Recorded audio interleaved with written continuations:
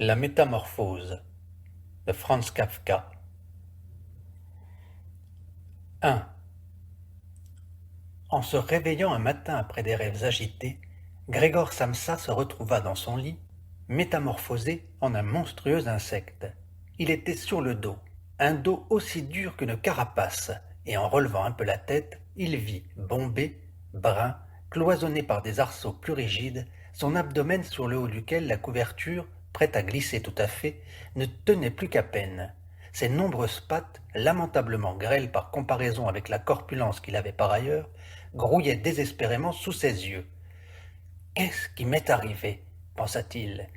Ce n'était pas un rêve. Sa chambre, une vraie chambre humaine, juste un peu trop petite, était là, tranquille, entre les quatre murs qu'il connaissait bien. Au-dessus de la table, où était déballée une collection d'échantillons de tissus, Samsa était représentant de commerce. On voyait accrocher l'image qu'il avait récemment découpée dans un magazine et mis dans un joli cadre doré. Elle représentait une dame munie d'une toque et d'un boa, tous les deux en fourrure, et qui, assise bien droite, tendait vers le spectateur un lourd manchon de fourrure où tout son avant-bras avait disparu.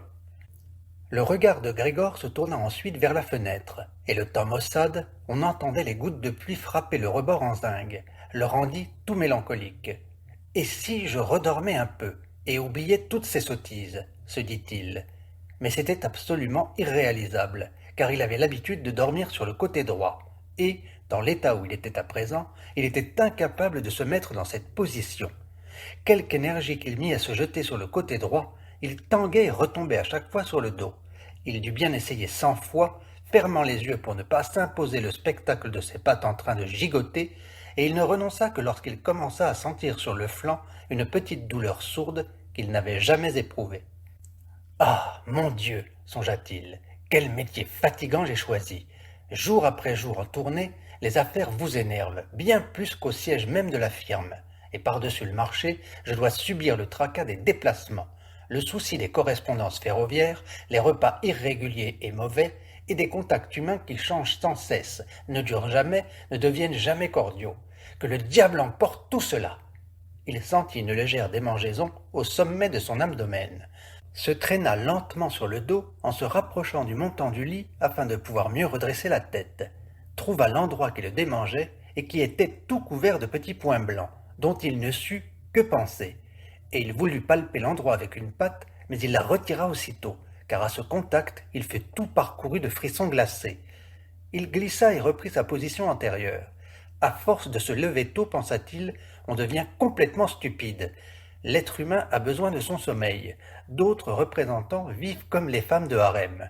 Quand, par exemple, moi je rentre à l'hôtel dans le courant de la matinée pour transcrire les commandes que j'ai obtenues, ces messieurs n'en sont encore qu'à prendre leur petit déjeuner. Je devrais essayer ça avec mon patron. Je serais viré immédiatement. Qui sait du reste si ce ne serait pas une très bonne chose pour moi? Si je ne me retenais pas à cause de mes parents, il y a longtemps que j'aurais donné ma démission. Je me serais présenté devant le patron et je lui aurais dit ma façon de penser du fond du cœur. De quoi le faire tomber de son comptoir. Il faut dire que ce ne sont pas des manières de s'asseoir sur le comptoir et de parler de là-haut à l'employé, qui de plus est obligé d'approcher tout près parce que le patron est sourd. Enfin, je n'ai pas encore abandonné tout espoir. Une fois que j'aurai réuni l'argent nécessaire pour rembourser la dette de mes parents envers lui, j'estime que cela prendra encore de 5 à 6 ans. Je ferai absolument la chose. Alors, je trancherai dans le vif. Mais enfin, pour le moment, il faut que je me lève, car mon train part à 5 heures. Et il regarda vers la pendule réveil, dont on entendait le tic-tac sur la commode. Dieu du ciel, pensa-t-il. Il était 6h30, et les aiguilles avançaient tranquillement. Il était même la demi passée. On allait déjà sur moins d'un quart. Est-ce que le réveil n'aurait pas sonné? On voyait depuis le lit qu'il était bien réglé sur 4 heures, et sûrement qu'il avait sonné. Oui, mais était-ce possible de ne pas entendre cette sonnerie à faire trembler les meubles et de continuer tranquillement à dormir? Eh bien, on ne pouvait pas dire qu'il eût dormi tranquillement, mais sans doute son sommeil avait-il été d'autant plus profond. Seulement, à présent, que fallait-il faire? Le train suivant était à 7 heures. Pour l'attraper, il aurait fallu se presser de façon insensée, et la collection n'était pas remballée, et lui-même était loin de se sentir particulièrement frais et dispos. Et même s'il attrapait le train, cela ne lui éviterait pas de se faire passer un savant par le patron, car le commis l'aurait attendu au départ du train de 5 heures et aurait depuis longtemps prévenu de son absence. C'était une créature du patron, sans aucune dignité ni intelligence, et s'il se faisait porter malade, mais ce serait extrêmement gênant et suspect, car depuis 5 ans qu'il était dans cette place, pas une fois Grégor n'avait été malade. Sûrement que le patron viendrait accompagné du médecin de la caisse maladie, qu'il ferait des reproches à ses parents à cause de leur paresseux de fils, et qu'il couperait court à toute objection, en se référant au médecin de la caisse, pour qui, par principe, il existe uniquement des gens en fort bonne santé, mais fainéants. Et du reste, en l'occurrence, aurait-il entièrement tort? Effectivement, à part cette somnolence vraiment superflue chez quelqu'un qui avait dormi longtemps, Grégor se sentait fort bien et avait même particulièrement faim. Tandis qu'il réfléchissait précipitamment à tout cela sans pouvoir se résoudre à quitter son lit, la pendulette sonnait juste 6h03. On frappa précautionneusement à la porte qui se trouvait au chevet de son lit. « Grégor !» c'était sa mère qui l'appelait. « Il est 7h moins un quart. Est-ce que tu ne voulais pas prendre le train ?» La douce voix. Grégor prit peur en s'entendant répondre. C'était sans aucun doute sa voix d'avant. Mais il venait d'y mêler, comme par en dessous, un couinement douloureux et irrépressible, qui ne laissait aux mots leur netteté qu'au premier instant, littéralement, pour ensuite en détruire la résonance au point qu'on ne savait pas si l'on avait bien entendu. Grégor avait d'abord l'intention de répondre en détail et de tout expliquer, mais dans ces conditions, il se contenta de dire « Oui, oui, merci maman, je me lève ». Sans doute la porte en bois empêchait-elle qu'on notât de l'extérieur le changement de sa voix, car sa mère fut rassurée par cette déclaration et s'éloigna d'un pas traînant. Mais ce petit échange de propos avait signalé aux autres membres de la famille que Grégor, contre toute attente, était encore à la maison. Et voilà que déjà, à l'une des portes latérales, son père frappait doucement, mais du poing, en s'écriant « Grégor, Grégor, qu'est-ce qui se passe ?» Et au bout d'un petit moment, il répéta d'une voix plus grave et sur un ton de reproche « Grégor, Grégor !» Et derrière l'autre porte latérale, la sœur de Grégor murmurait d'un ton plaintif « Grégor, tu ne te sens pas bien? Tu as besoin de quelque chose ?» À l'un comme à l'autre, Grégor répondit « Je vais avoir fini », en s'imposant la diction la plus soignée et en ménageant de longues pauses entre chaque mot, afin que sa voix n'eût rien de bizarre. D'ailleurs, son père retourna à son petit déjeuner, mais sa sœur chuchota « Grégor, ouvre, je t'en conjure !» Mais Grégor n'y songeait pas. Il se félicita au contraire de la précaution qu'il avait apprise dans ses tournées et qui lui faisait fermer toutes les portes à clé pour la nuit, même quand il était chez lui. Il entendait d'abord se lever tranquillement et en paix, s'habiller et surtout déjeuner. Ensuite seulement il réfléchirait au reste, car il se rendait bien compte qu'au lit, sa méditation ne déboucherait sur rien de sensé. Il se rappela que souvent déjà, il avait ressenti au lit l'une de ces petites douleurs, causées peut-être par une mauvaise position, qui ensuite, quand on était debout, se révélait être purement imaginaire, et il était curieux de voir comment les idées qu'il s'était faites ce matin allaient s'évanouir peu à peu. Quant au changement de sa voix, il annonçait tout simplement un bon rhume. Cette maladie professionnelle des représentants de commerce, aucun doute là-dessus. Rejeter la couverture, rien de plus simple. Il n'avait qu'à se gonfler un peu, elle tomba toute seule. Mais la suite des opérations était plus délicate, surtout parce qu'il était excessivement large. Il aurait eu besoin de bras et de mains pour se redresser. Or, au lieu de cela, il n'avait que de nombreuses petites pattes sans cesse animées des mouvements les plus divers, et de surcroît impossibles à maîtriser. Voulait-il en plier une, elle n'avait rien de plus pressé que de s'étendre. Et s'il parvenait enfin à exécuter avec cette patte ce qu'il voulait, les autres pendant ce temps avaient quartier libre et travaillaient toutes dans une extrême et douloureuse excitation. Surtout, ne pas rester inutilement au lit, se dit Grégor. Il voulut d'abord sortir du lit en commençant par le bas de son corps, mais ce bas, que du reste il n'avait pas encore vu, et dont il ne pouvait guère se faire non plus d'idées précises, se révéla trop lourd à remuer. Cela allait trop lentement, et quand, pour finir, prenant le mors aux dents, il poussa de toutes ses forces et sans précaution aucune, voilà qu'il avait mal visé. Il heurta violemment le montant inférieur du lit, et la douleur cuisante qu'il éprouva lui apprit à ses dépens que pour l'instant, le bas de son corps en était peut-être précisément la partie la plus sensible. Il essaya donc de commencer par extraire du lit le haut de son corps, et il tourna prudemment la tête vers le bord. Cela marcha d'ailleurs sans difficulté, et finalement la masse de son corps, en dépit de sa largeur et de son poids, suivit lentement la rotation de la tête. Mais lorsqu'enfin Grégor tint la tête hors du lit, En l'air, il eut peur de poursuivre de la sorte sa progression, car si pour finir il se laissait tomber ainsi, il faudrait un vrai miracle pour ne pas se blesser à la tête. Et c'était le moment ou jamais de garder à tout prix la tête claire. Il aimait mieux rester au lit. Mais lorsque, au prix de la même somme d'efforts, il se retrouva, avec un gémissement de soulagement, dans sa position première, et qu'il vit à nouveau ses petites pattes se battre entre elles, peut-être encore plus âprement, et qu'il ne trouva aucun moyen pour ramener l'ordre et le calme dans cette anarchie, il se dit inversement qu'il ne pouvait pour rien au monde rester au lit et que le plus raisonnable était de consentir à tous les sacrifices, s'il existait le moindre espoir d'échapper ainsi à ce lit.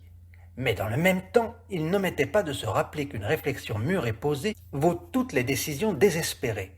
À de tels instants, il fixait les yeux aussi précisément que possible sur la fenêtre, mais hélas, la vue de la brume matinale, qui cachait même l'autre côté de l'étroite rue, n'était guère faite pour inspirer l'allégresse et la confiance en soi. « Déjà 7 heures, se dit-il en entendant sonner de nouveau la pendulette. « Déjà 7 heures, et toujours un tel brouillard !» Et pendant un moment, il resta calmement étendu en respirant à peine, attendant peut-être que ce silence total restaurerait l'évidente réalité des choses. Mais ensuite, il se dit « Il faut absolument que je sois tout à fait sorti du lit avant que 7h15 ne sonne. D'ailleurs, d'ici là, il viendra quelqu'un de la tiare pour s'enquérir de moi, car ils ouvrent avant 7 heures. » Et il entreprit dès lors de basculer son corps hors du lit, de tout son long et d'un seul coup. S'il se laissait tomber de la sorte, on pouvait présumer que la tête, qu'il allait dresser énergiquement, demeurerait intacte. Le dos semblait dur. Lui n'aurait sans doute rien en tombant sur le tapis.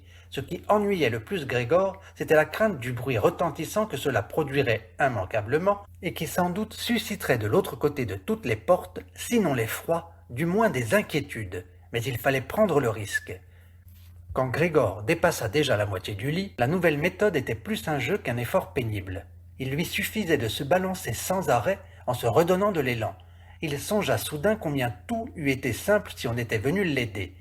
2 personnes robustes, il pensait à son père et à la bonne, y auraient parfaitement suffi. Elles n'auraient eu qu'à glisser leurs bras sous son dos bombé, à le détacher de la gangue du lit, à se baisser avec leur fardeau, et ensuite uniquement à le laisser avec précaution opérer son rétablissement sur le sol, où, dès lors, on pouvait espérer que les petites pattes auraient enfin un sens. Mais, sans compter que les portes étaient fermées à clé, aurait-il vraiment fallu appeler à l'aide? À cette idée, en dépit de tout son désarroi, il ne put réprimer un sourire.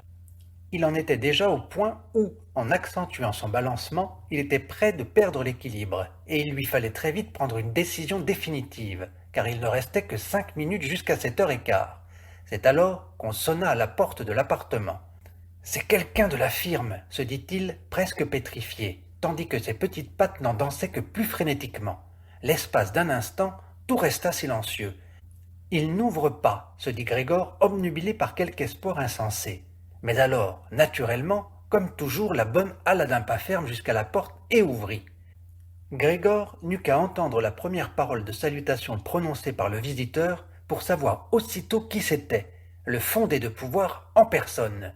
Pourquoi diable Grégor était-il condamné à travailler dans une entreprise où, à la moindre incartade, on vous soupçonnait du pire? Les employés n'étaient-ils donc tous qu'une bande de salopards? N'y avait-il pas parmi eux un seul serviteur fidèle et dévoué à qui la seule idée d'avoir manqué ne fût-ce que quelques heures de la matinée inspirait de tels remords qu'il en perdait la tête et n'était carrément plus en état de sortir de son lit? Est-ce que vraiment il ne suffisait pas d'envoyer aux nouvelles un petit apprenti? Si tant est que cette chicanerie fût indispensable, fallait-il que le fondé de pouvoir vînt en personne, et que du même coup l'on manifestât à toute l'innocente famille que l'instruction de cette ténébreuse affaire ne pouvait être confiée qu'à l'intelligence du fondé de pouvoir. Et c'est plus l'excitation résultant de ces réflexions que le fruit d'une véritable décision qui fit que Grégor se jeta de toutes ses forces hors du lit. Il en résulta un choc sonore, mais pas vraiment un bruit retentissant.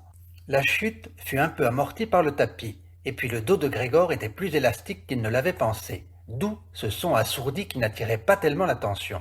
Simplement, il n'avait pas tenu sa tête avec assez de précaution. Elle avait porté. Il la tourna, et sous le coup de la contrariété et de la douleur, la frotta sur le tapis. « Il y a quelque chose qui vient de tomber là-dedans », fit le fondé de pouvoir dans la chambre de gauche. Grégor essaya de s'imaginer si pareille mésaventure ne pouvait pas arriver un jour au fondé de pouvoir. De fait, il fallait convenir que ce n'était pas là une éventualité à exclure. Mais voilà que, comme pour répondre brutalement à cette interrogation, le fondé de pouvoir faisait dans la chambre attenante quelques pas résolus, en faisant craquer ses bottines vernies. De la chambre de droite, la sœur de Grégor le mettait au courant en chuchotant. « Grégor, le fondé de pouvoir est là !»« Je sais !» dit Grégor à la cantonade, mais sans oser forcer suffisamment la voix pour que sa sœur pût l'entendre. « Grégor, dit alors son père dans la chambre de gauche, monsieur le fondé de pouvoir est là et demande pourquoi tu n'as pas pris le premier train. Nous ne savons que lui dire. Du reste, il souhaite te parler personnellement. Donc, ouvre la porte, je te prie. Il aura sûrement la bonté d'excuser le désordre de ta chambre. »« Bonjour, monsieur Samsa, lança alors aimablement le fondé de pouvoir. Il ne se sent pas bien, lui dit la mère de Grégor sans attendre que son père eût fini de parler derrière sa porte. Il ne se sent pas bien, croyez-moi, monsieur le fondé de pouvoir. Sinon, comment Grégor raterait-il un train? Ce garçon n'a que son métier en tête. C'est au point que je suis presque fâché qu'il ne sorte jamais le soir. Tenez, cela fait 8 jours qu'il n'a pas eu de tournée, et il était tous les soirs à la maison.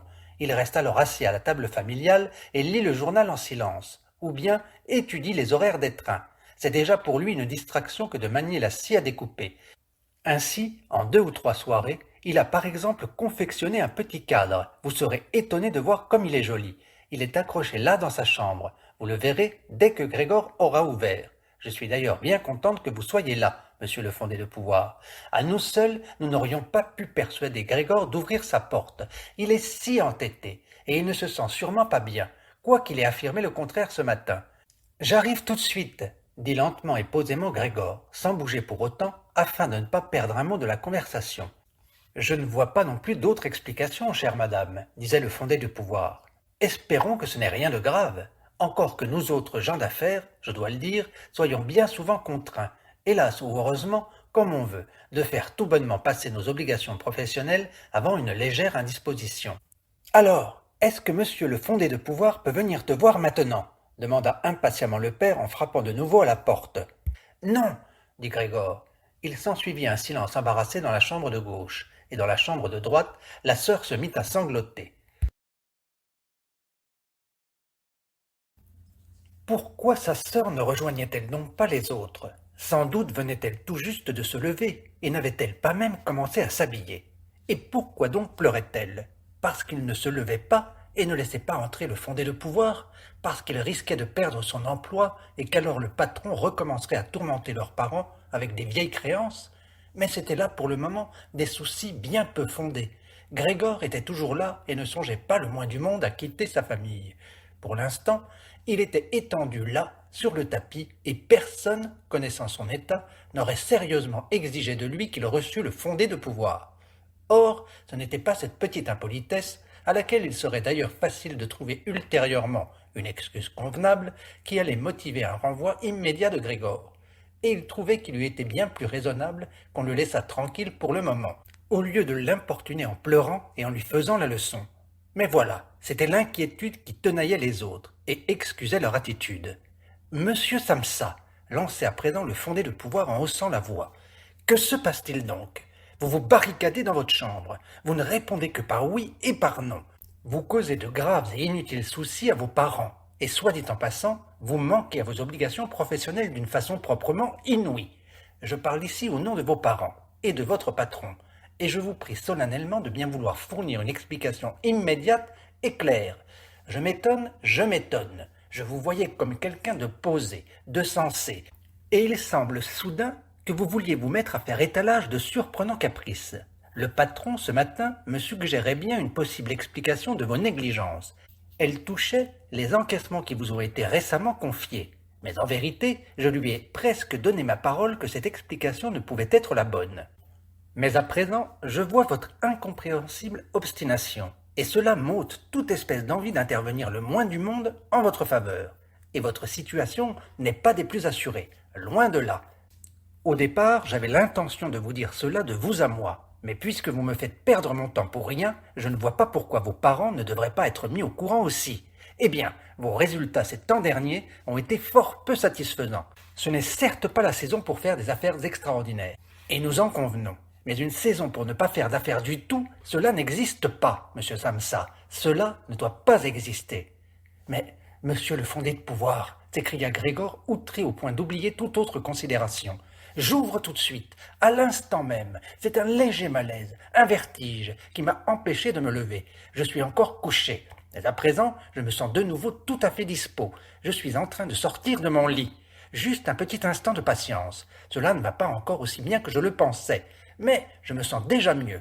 Comme ces choses-là vous prennent. Hier soir encore, j'allais très bien. Mes parents le savent bien. Ou plutôt, dès hier soir, j'avais un petit pressentiment. Cela aurait dû se voir. Que n'ai-je prévenu la firme? Mais voilà, on pense toujours surmonter la maladie sans rester chez soi. Monsieur le fondé pouvoir, épargnez mes parents. Les reproches que vous me faites là ne sont pas fondés. D'ailleurs, on ne m'en a pas soufflé mot. Peut-être n'avez-vous pas regardé les dernières commandes que j'ai transmises. Au demeurant, je partirai pour le train de 8 heures au plus tard. Ces quelques heures de repos m'ont redonné des forces. Ne perdez surtout pas votre temps, monsieur le fondé de pouvoir. Je vais de ce pas me présenter à nos bureaux. Ayez la bonté de l'annoncer et présenter mes respects à notre patron. Et tout en débitant tout cela sans trop savoir ce qu'il disait, Grégor, avec une facilité résultant sans doute de son entraînement sur le lit, s'était rapproché de la commode, et il essayait maintenant de se redresser en prenant appui sur elle. Il voulait effectivement ouvrir la porte, voulait effectivement se montrer et parler au fondé de pouvoir. Il était désireux de savoir ce que les autres, qui le réclamaient avec tant d'insistance, diraient en le voyant. S'ils étaient effrayés, alors Grégor ne serait plus responsable et pourrait être tranquille. Et si les autres prenaient tout cela avec calme, alors Grégor n'aurait plus non plus de raison de s'inquiéter. Et, en faisant vite, il pourrait effectivement être à 8 heures à la gare. Il commença par glisser plusieurs fois, retombant au pied du meuble trop lisse, mais finalement il prit un ultime élan et se retrouva debout. Il ne prêtait plus garde aux douleurs de son abdomen, si cuisantes qu'elles fussent. Puis, il se laissa aller contre un dossier de chaise qui se trouvait à proximité, et s'y cramponna de ses petites pattes. Mais du même coup, il avait retrouvé sa maîtrise de soi et il se tut, car maintenant il pouvait écouter ce qu'avait à dire le fondé de pouvoir. « Avez-vous compris un traître mot ?» demandait celui-ci aux parents. « Il n'est tout de même pas en train de se payer notre tête. »« Mon Dieu !» s'écriait la mère, aussitôt en pleurs. « Il est peut-être gravement malade, et nous sommes là à le tourmenter. Grethe, Grethe !» À ce cri, la sœur répondit depuis l'autre chambre. « Maman ?»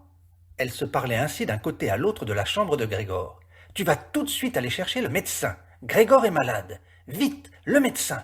Est-ce que tu as entendu Grégor parler à l'instant ?» C'était une voix d'animal, dit le fondé de pouvoir tout doucement, alors que la mère avait crié. « Anna! Anna !» lança le père en direction de la cuisine, depuis l'antichambre, en frappant dans ses mains. « Allez tout de suite chercher un serrurier !» Et déjà, les deux filles traversaient en courant l'antichambre dans un froufrou de jupe. Comment avait fait Grethe pour s'habiller si vite, et ouvrait bruyamment la porte de l'appartement. On ne l'entendit pas se refermer. Sans doute l'avait-elle laissée ouverte, comme c'est le cas dans les maisons où un malheur est arrivé. Or, Grégor était maintenant beaucoup plus calme. Certes, on ne comprenait donc plus ses paroles, bien que lui les ait trouvées passablement distinctes, plus distinctes que précédemment, peut-être parce que son oreille s'y était habituée. Mais enfin, désormais, l'on commençait à croire qu'il n'était pas tout à fait dans son état normal, et l'on était prêt à l'aider. L'assurance et la confiance avec lesquelles avaient été prises les premières dispositions lui faisaient du bien. Il se sentait de nouveau inclus dans le cercle de ses semblables, et attendait, aussi bien du médecin que du serrurier, sans trop faire la distinction entre eux, des interventions spectaculaires et surprenantes. Pour avoir une voix aussi claire que possible, à l'approche de discussions décisives, il se racla un peu la gorge en tout sautant, mais en s'efforçant de le faire en sourdine, car il était possible que même ce bruit eût déjà une autre résonance que celle d'une toux humaine, et il n'osait plus en décider lui-même. À côté, entre-temps, c'était le silence complet. Peut-être que ses parents étaient assis à la table avec le fondé de pouvoir, et chuchotaient. Peut-être qu'ils avaient tous l'oreille collée à la porte pour écouter. Grégor se propulsa lentement vers la porte, avec la chaise. Puis lâcha celle-ci, se jeta contre la porte et se tint debout en s'accrochant à elle. Les coussinets de ses petites pattes avaient un peu de colle. Puis se reposa un instant de son effort. Mais ensuite, il entreprit de tourner la clé dans la serrure avec sa bouche. Il apparut, hélas, qu'il n'avait pas vraiment de dents, et avec quoi saisir la clé. En revanche, les mâchoires étaient fort robustes. En se servant d'elle, il parvenait effectivement à faire bouger la clé, sans se soucier de ce qu'il était manifestement en train de se faire mal, car il y avait un liquide brunâtre qui lui sortait de la bouche, coulait sur la clé et tombait goutte à goutte sur le sol. « Tenez, Écoutez, dit à côté le fondé de pouvoir. Il tourne la clé. Ce fut pour Grégor un grand encouragement, mais ils auraient tous dû lui crier, son père et sa mère aussi, « Vas-y Grégor !» Ils auraient dû crier « Tiens bon, ne lâche pas la serrure !» Et à l'idée qu'ils suivaient tous avec passion ses efforts, il mordit farouchement la clé avec toute l'énergie qu'il pouvait rassembler. Selon où en était la rotation de la clé, c'était un balai qu'il exécutait autour de la serrure. Il ne tenait plus debout que par sa bouche, tantôt se suspendant à la clé s'il le fallait, ou bien pesant sur elle de toute la masse de son corps. Quand enfin la serrure céda, le son plus clair de son déclic réveilla littéralement Grégor. Avec un soupir de soulagement, il se dit « Je n'ai donc pas eu besoin de serrurier !» et il appuya la tête sur le bec de canne pour finir d'ouvrir la porte. Comme il était obligé d'ouvrir la porte de cette façon, en fait elle fut déjà assez largement ouverte avant que lui-même fût visible. Il lui fallut d'abord contourner lentement le panneau et très prudemment, s'il ne voulait pas tomber maladroitement sur le dos juste au moment de faire son entrée. Il était encore occupé à exécuter ce mouvement délicat et n'avait pas le temps de se soucier d'autre chose, quand il entendit le fondé de pouvoir pousser un grand « Ah !» On aurait dit le bruit du vent dans les arbres. Et Grégor le vit à son tour plus près de la porte que les autres, porter la main à sa bouche ouverte et reculer lentement comme repoussé par une force invisible qui aurait agi continuellement. La mère, elle était là en dépit de la présence du fondé de pouvoir, avec les cheveux défaits comme pour la nuit, et qui se dressait sur sa tête, commença par regarder le père en joignant les mains, puis fit 2 pas en direction de Grégor, et s'effondra au milieu de ses jupes étalées autour d'elle, la face tournée vers sa poitrine et impossible à discerner. Le père serra le poing d'un air hostile, comme s'il voulait repousser Grégor dans sa chambre, puis regarda la pièce autour de lui d'un air égaré. Puis se cacha les yeux derrière ses mains et se mit à pleurer tellement que sa puissante poitrine tressautait. Or, Grégor n'entra pas dans la pièce. Il s'appuya au battant fixe de la porte, de telle sorte que son corps n'était visible qu'à moitié, couronné de sa tête inclinée de côté pour observer les autres. Il faisait à présent bien plus clair. On voyait nettement, de l'autre côté de la rue, une portion de l'immeuble d'en face, immense et gris-noir. C'était un hôpital, avec ses fenêtres régulières qui perçaient brutalement sa façade. La pluie tombait encore, mais seulement à grosses gouttes visibles une à une et littéralement jetées aussi une à une sur le sol. Le couvert du petit déjeuner occupait abondamment la table, car pour le père de Grégor, le plus important repas de la journée était le petit déjeuner, qu'il prolongeait des heures durant en lisant divers journaux. Au mur d'en face était accrochée une photographie de Grégor, datant de son service militaire, et le représentant en uniforme de sous-lieutenant, la main posée sur la poignée de son sabre, souriant crânement et entendant qu'on respectât son allure et sa tenue. La porte donnant sur l'antichambre était ouverte, et comme la porte de l'appartement l'était aussi, on apercevait le palier et le haut de l'escalier. « Eh bien, dit Grégor, bien conscient d'être le seul à avoir gardé son calme, je vais tout de suite m'habiller, remballer ma collection et partir. Est-ce que vous voulez bien me laisser partir?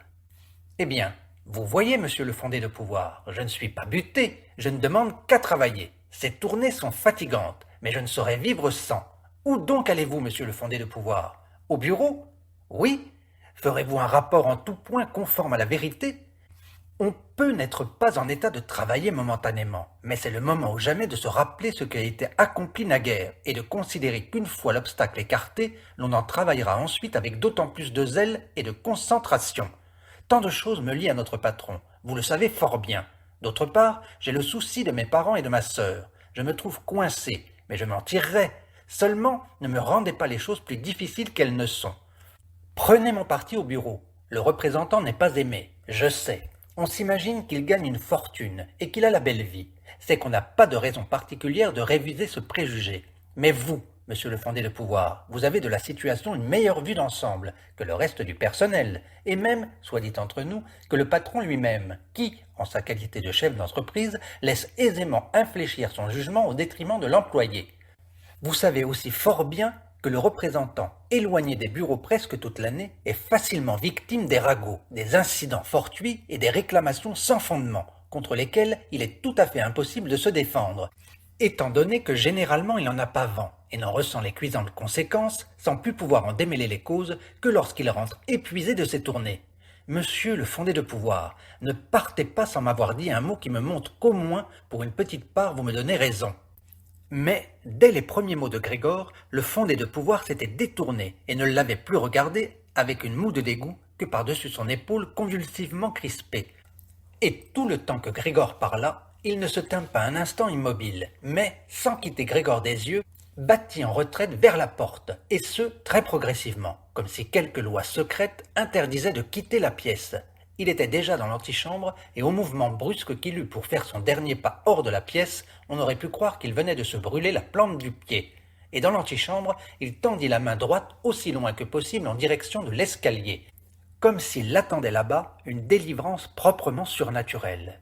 Grégor se rendit compte qu'il ne fallait à aucun prix laisser partir le fondé de pouvoir dans de telles dispositions, s'il ne voulait pas que sa position dans la firme fût extrêmement compromise. Ses parents ne comprenaient pas tout cela aussi bien. Tout au long des années, il s'était forgé la conviction que dans cette firme, l'avenir de Grégor était à jamais assuré. Et du reste, ils étaient à ce point absorbés par leurs soucis du moment qu'ils avaient perdu toute capacité de regarder vers le futur. Grégor, lui, regardait vers le futur. Il fallait retenir le fondé de pouvoir, l'apaiser, le convaincre et finalement le gagner à sa cause. Car enfin, l'avenir de Grégor et de sa famille en dépendait. Si seulement sa sœur avait été là. Elle au moins était perspicace. Elle avait pleuré tandis que Grégor était encore tranquillement couché sur le dos. Et le fondé de pouvoir, cet homme à femme, se serait sûrement laissé manœuvrer par elle. Elle aurait refermé la porte de l'appartement et, dans l'antichambre, elle l'aurait fait revenir de sa frayeur. Mais sa sœur n'était justement pas là. Il fallait que Grégor agisse lui-même, et sans songer qu'il ignorait tout de ses actuelles capacités de déplacement, sans songer non plus qu'éventuellement, et même probablement, son discours une fois de plus n'avait pas été compris, il s'écarta du battant de la porte, se propulsa par l'ouverture, voulut s'avancer vers le fondé de pouvoir qui, déjà sur le palier, se cramponnait ridiculement des deux mains à la rampe. Mais aussitôt, cherchant à quoi se tenir, il retomba avec un petit cri sur toutes ses petites pattes. Dès que ce fut fait, il ressentit pour la première fois de la matinée une sensation de bien-être. Les petites pattes reposaient fermement sur le sol. Elles obéissaient parfaitement, comme il le nota avec plaisir. Elles ne demandaient même qu'à le porter où il voudrait, et il avait déjà l'impression que la guérison définitive de ses maux était imminente. Mais à l'instant même où, réprimant en oscillant son envie de se déplacer, il se trouvait ainsi étendu sur le sol non loin de sa mère, et face à elle, voilà que tout d'un coup, alors qu'elle paraissait complètement prostrée, elle bondit sur ses pieds, bras tendus et doigts écartés, criant « Au secours! Au nom du ciel, au secours !» penchant la tête comme pour mieux voir Grégor, mais en même temps, au contraire, reculant absurdement à toute allure, oubliant qu'elle avait derrière elle la table dressée, et une fois contre elle, s'y asseyant à la hâte comme par distraction, et ne semblant pas remarquer qu'à côté d'elle, la grande cafetière renversée inondait le tapis d'un flot de café. « Maman, maman !» dit doucement Grégor en la regardant d'en bas. Le fondé de pouvoir lui était sorti de l'esprit pour un instant. En revanche, à la vue du café qui coulait, il ne put empêcher ses mâchoires de happer dans le vide à plusieurs reprises. Ce qui, de rechef, fit pousser les hauts cris à sa mère, qui s'enfuit de la table et alla tomber dans les bras du père qui se précipitait vers elle. Mais Grégor n'avait plus le temps de s'occuper de ses parents. Le fondé de pouvoir était déjà dans l'escalier. Le menton sur la rampe, il jetait un dernier regard derrière lui. Grégor prit son élan pour être bien sûr de le rattraper. Le fondé de pouvoir dut se douter de quelque chose, car d'un bond, il descendit plusieurs marches et disparut. Mais on l'entendit encore pousser un « Ah !» qui retentit dans toute la cage d'escalier.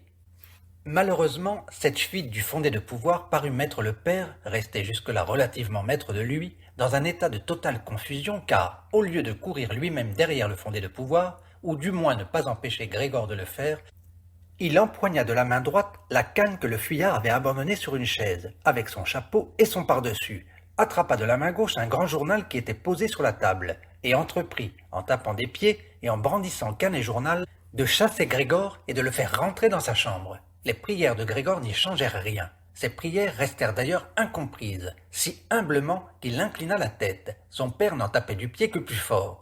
À l'autre bout de la pièce, sa mère avait ouvert toute grande une fenêtre en dépit du temps froid et s'y penchait dangereusement en se cachant le visage dans les mains. Depuis la rue et l'escalier, il se créa un fort courant d'air. Les rideaux volèrent, sur la table les journaux se froissèrent et s'effeuillèrent sur le sol. Son père repoussait Grégor implacablement, en émettant des sifflements de sauvage. Seulement Grégor n'avait encore aucun entraînement pour marcher à reculons. Cela allait vraiment très lentement. Si seulement il avait eu la permission de se retourner, Il aurait tout de suite été dans sa chambre, mais il craignait d'impatienter son père en perdant du temps à se retourner, et d'un instant à l'autre la canne, dans la main paternelle, le menaçait d'un coup meurtrier sur le dos ou sur la tête. Mais finalement, Grégor n'eut tout de même pas le choix, car il s'aperçut avec effroi qu'en marche arrière, il ne savait même pas garder sa direction. Il se mit donc, sans cesser de jeter par côté à son père des regards angoissés, à se retourner aussi promptement que possible, mais en réalité fort lentement. Peut-être son père remarqua-t-il sa bonne volonté, car il s'abstint de le déranger dans sa rotation, qu'il guida au contraire de temps à autre de loin avec le bout de sa canne. Si seulement son père n'avait pas produit ces insupportables sifflements. Grégor en perdait complètement la tête. Il s'était déjà presque entièrement retourné quand, guettant toujours ces sifflements, il se trompa et fit plus que le demi-tour. Mais lorsqu'enfin il eut bien la tête en face de la porte ouverte, il apparut que son corps était trop large pour passer comme ça. Son père, dans les dispositions où il se trouvait, était naturellement à 100 lieues de songer par exemple à ouvrir le second battant pour que Grégor eût la place de passer. Il n'avait qu'une idée fixe, c'était que Grégor devait rentrer dans la chambre aussi vite que possible. Jamais il ne l'aurait laissé exécuter les préparatifs compliqués qu'il aurait été nécessaire à Grégor pour se remettre debout et tenter de franchir ainsi la porte. Au contraire, comme s'il n'y avait pas eu d'obstacle, il pressait Grégor en faisant à présent particulièrement de bruit. Déjà, ce que Grégor entendait retentir derrière lui n'était plus seulement la voix d'un seul père. Maintenant, il n'était vraiment plus question de plaisanter, et Grégor, advienne que pourra, passa la porte en forçant. Son corps se releva d'un côté, il se trouva de biais dans l'ouverture de la porte, le flanc tout écorché. Le blanc de la porte était maculé de vilaines taches. Bientôt, il fut coincé, et tout seul, il n'aurait pas pu bouger. Ses petites pattes de l'autre côté étaient suspendues en l'air, toutes tremblantes. De ce côté-ci, elles étaient douloureusement écrasées sur le sol. C'est alors que son père lui administra par derrière un coup violent et véritablement libérateur qui le fit voler jusqu'au milieu de sa chambre, saignant abondamment. Ensuite, la porte fut encore claquée d'un coup de canne, puis ce fut enfin le silence. 2. C'est au crépuscule seulement que Grégor se réveilla, après un sommeil lourd et comateux. Même s'il n'avait pas été dérangé, il ne se serait sûrement pas éveillé beaucoup plus tard, car il eut le sentiment de s'être assez reposé et d'avoir dormi son sou. Mais il eut l'impression d'avoir été réveillé par un pas furtif et par le bruit discret que faisait en se refermant la porte donnant sur l'antichambre. La lueur des lampadaires électriques de la rue posait des taches pâles au plafond et sur le haut des meubles, mais en bas, autour de Grégor, il faisait sombre. Tâtonnant encore lentement avec ses antennes, qu'il commençait seulement à apprécier, il se propulsa avec lenteur vers la porte, pour voir ce qui s'y était passé. Son côté gauche paraissait n'être qu'une longue cicatrice, qui tiraillait désagréablement, et, sur ses 2 rangées de pattes, il boitait bel et bien. Du reste, au cours des événements de la matinée, une petite patte avait subi une blessure grave. C'était presque un miracle qu'elle fût la seule, et elle traînait derrière lui comme un poids mort. C'est seulement une fois arrivé près de la porte, il se rendit compte de ce qui l'avait attiré. C'était l'odeur de quelque chose de comestible, car il y avait là une écuelle de lait sucré, où l'on avait coupé des morceaux de pain blanc. Pour un peu, il aurait ri de joie, car il avait encore plus faim que le matin, et il plongea aussitôt la tête dans ce lait, jusqu'aux yeux, ou presque. Mais il l'en retira bientôt avec déception. Non seulement il avait de la peine à manger avec son flanc gauche meurtri, il ne pouvait manger qu'à condition que son corps entier y travaillât en haletant. Mais de surcroît, le lait qui était naguère sa boisson favorite, et c'était sûrement pour cela que sa sœur lui en avait apporté, ne lui disait plus rien. Et ce fut même presque avec répugnance qu'il se détourna de l'écuelle, et regagna en se traînant le centre de la chambre. Dans la salle de séjour, Grégor vit par la fente de la porte que l'éclairage au gaz était allumé. Mais alors que d'habitude c'était l'heure où son père lisait d'une voix forte à sa mère, et parfois aussi à sa sœur le journal paraissant l'après-midi, on n'entendait cette fois pas le moindre son. Or, peut-être que cette lecture, dont sa sœur lui parlait toujours, y compris dans ses lettres, ne se pratiquait plus du tout ces derniers temps. Mais, même aux alentours, il régnait un grand silence, bien que cependant l'appartement ne fût pas du tout désert. Tout de même, se dit Grégor, quelle vie tranquille menait ma famille. Et tout en regardant droit devant lui dans le noir, il éprouvait une grande fierté d'avoir pu procurer à ses parents et à sa sœur une vie pareille dans un appartement aussi beau. Mais qu'allait-il se passer si maintenant toute cette tranquillité, cette aisance, cette satisfaction s'achevait en catastrophe? Pour ne pas s'égarer dans des idées de ce genre, Grégor préféra se mettre en mouvement et, toujours rampant, parcourir sa chambre en tous sens. À un certain moment, au cours de cette longue soirée, on entrouvrit un peu l'une des portes latérales, et puis l'autre, mais on les referma prestement. Sans doute quelqu'un avait-il éprouvé le besoin d'entrer, mais les scrupules l'avaient emporté. Grégor s'immobilisa dès lors près de la porte donnant sur l'antichambre, bien résolu à faire entrer d'une façon ou d'une autre ce visiteur hésitant, ou à savoir qui il était. Mais la porte ne s'ouvrit plus, et Grégor attendit en vain. Au début de la journée, quand toutes les portes étaient fermées à clé, tout le monde voulait entrer, et maintenant qu'il en avait ouvert une et que les autres avaient manifestement été ouvertes au cours de la journée, plus personne ne venait, et d'ailleurs les clés étaient dans les serrures, mais de l'autre côté. C'est seulement tard dans la nuit qu'on éteignit la lumière dans la salle de séjour, et il fut alors facile de constater que ses parents et sa sœur étaient restés éveillés jusque-là, car on les entendit nettement s'éloigner tous les trois sur la pointe des pieds. À présent, jusqu'au matin, personne ne viendrait sûrement plus voir Grégor. Il disposait donc d'un long laps de temps pour réfléchir en paix à la façon dont il allait désormais réorganiser sa vie. Mais la hauteur si dégagée de cette chambre, où il était contraint de rester couché à plat, lui fit peur, sans qu'il pût découvrir pourquoi. Car enfin, c'était la chambre où il logeait depuis 5 ans. Et, d'un mouvement à demi conscient, et non sans une légère honte, il se précipita sous le canapé, où, quoique son dos y fût un peu écrasé, et qu'il ne pût plus lever la tête, il se sentit aussitôt très à son aise, regrettant seulement que son corps fût trop large pour trouver entièrement place sous le canapé. Il y resta la nuit entière, qu'il passa en partie dans un demi-sommeil, d'où la faim le tirait régulièrement, et en partie à agiter des soucis et des espoirs vagues, mais qui l'amenaient tous à conclure qu'il lui fallait provisoirement se tenir tranquille, et, par sa patience et son extrême sollicitude, rendre supportable à sa famille les désagréments qu'il se voyait décidément contraint de lui faire subir dans son état actuel. Dès le petit matin, c'était encore presque la nuit. Grégor eut l'occasion de vérifier la vigueur des résolutions qu'il venait de prendre, car sa sœur, presque entièrement habillée, ouvrit la porte de l'antichambre et regarda dans la chambre avec curiosité. Elle ne le découvrit pas tout de suite, mais quand elle l'aperçut sous le canapé, que diable, il fallait bien qu'il fût quelque part, il n'avait tout de même pas pu s'envoler. Elle en eut une telle frayeur que, sans pouvoir se contrôler, elle referma la porte de l'extérieur en la claquant à toute volée. Mais, comme si elle regrettait de s'être conduite ainsi, elle ouvrit de nouveau la porte aussitôt et entra sur la pointe des pieds, comme chez un grand malade, voire chez un inconnu. Grégor avait avancé la tête jusqu'au ras du canapé et l'observait. Allait-elle remarquer qu'il n'avait pas touché au lait et que ce n'était pas faute d'appétit, et lui apporterait-elle un autre aliment qui lui conviendrait mieux? Si elle ne le faisait pas d'elle-même, il aimerait mieux mourir de faim que de le lui signaler, bien qu'en fait, il eut terriblement envie de jaillir de sous le canapé, de se jeter aux pieds de sa sœur et de lui demander quelque chose de bon à manger. Mais sa sœur remarqua tout de suite avec stupeur l'écuelle encore pleine, à part les quelques éclaboussures de lait qu'on y voyait autour, et elle la ramassa aussitôt, à vrai dire non pas à main nue, mais avec un chiffon. Elle l'emporta. Grégor était extrêmement curieux de voir ce qu'elle allait rapporter à la place, et il fit là-dessus les hypothèses les plus diverses. Jamais pourtant il n'aurait pu deviner ce que sa sœur fit dans sa bonté. Elle lui rapporta pour tester ses goûts tout un choix étalé sur un vieux journal. Il y avait là des restes de vieux légumes à moitié avariés, des os du dîner de la veille entourés de sauce blanche solidifiée, quelques raisins secs, quelques amandes, un fromage que Grégor eût déclaré immangeable 2 jours plus tôt, une tranche de pain sec, une autre tartinée de beurre, une troisième beurrée et salée.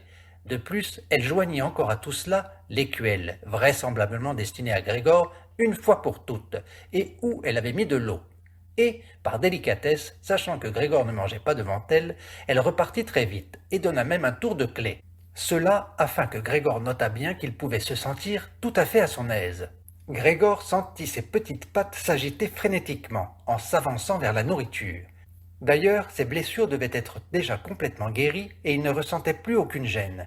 Il s'en étonna, et songea que plus d'un mois auparavant, il s'était fait une toute petite coupure au doigt avec un couteau, et qu'avant-hier encore la plaie lui faisait toujours passablement mal.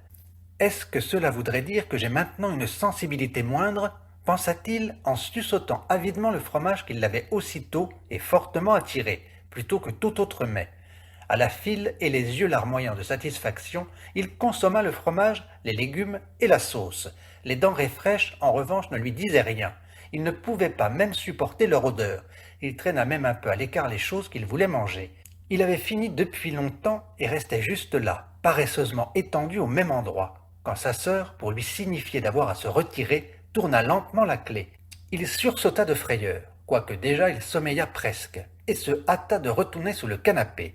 Mais y rester lui coûta un gros effort d'abnégation, même pendant le peu de temps que sa sœur resta dans la chambre, car ce copieux repas lui avait donné un peu de rondeur, et il était tellement à l'étroit là-dessous qu'il pouvait à peine respirer.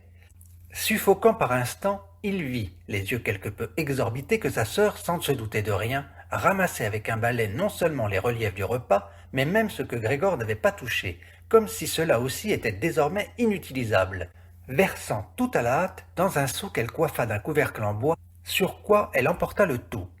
À peine s'était-elle retournée que Grégor s'empressa de s'extraire de sous le canapé pour s'étirer et se dilater à nouveau. C'est ainsi désormais que Grégor fut alimenté chaque jour, une fois le matin quand les parents et la bonne dormaient encore, et une seconde fois quand tous les autres avaient pris leur repas de midi, car alors aussi les parents dormaient un moment, et la bonne était expédiée par la sœur pour faire quelques courses. Sans doute ne voulait-il pas non plus que Grégor mourût de faim, mais peut-être n'aurait-il pas supporté d'être au courant de ses repas autrement que par ouï-dire. Peut-être aussi que la sœur entendait leur épargner un chagrin, fût-il petit, car de fait il souffrait suffisamment ainsi. Quel prétexte l'on avait trouvé, le premier matin, pour se débarrasser du médecin et du serrurier? Grégor ne put l'apprendre, car comme on ne le comprenait pas, personne ne songeait, même sa sœur, qu'il pût comprendre les autres, et lorsqu'elle était dans sa chambre, il devait se contenter de l'entendre çà et là soupirer et invoquer les saints. C'est seulement plus tard, quand elle se fut un peu habituée à tout cela, jamais, naturellement, il ne fut question qu'elle s'y habituât complètement, que Grégor put parfois saisir au vol une remarque qui partait d'un bon sentiment, ou pouvait être ainsi interprétée. Aujourd'hui, il a trouvé ça bon, disait-elle quand Grégor avait fait de sérieux dégâts dans la nourriture, tandis que dans le cas inverse, qui peu à peu se présenta de plus en plus fréquemment, elle disait d'un ton presque triste « Voilà encore que tout est resté ». Mais s'il ne pouvait apprendre aucune nouvelle directement, en revanche, Grégor épiait beaucoup de choses dans les pièces attenantes, et il suffisait qu'il entende des voix pour qu'aussitôt il court jusqu'à la porte correspondante, et s'y colle de tout son corps. Les premiers temps, surtout, il n'y eut pas une seule conversation qui ne portât sur lui, fût-ce à mots couverts. 2 jours durant, tous les repas donnèrent lieu à ces conciliabules sur la façon dont il convenait désormais de se comporter. Mais même entre les repas, on parlait du même sujet, car il y avait toujours 2 membres de la famille à la maison, étant donné sans doute que personne ne voulait y rester seul, mais qu'en aucun cas on ne voulait qu'il n'y eût personne.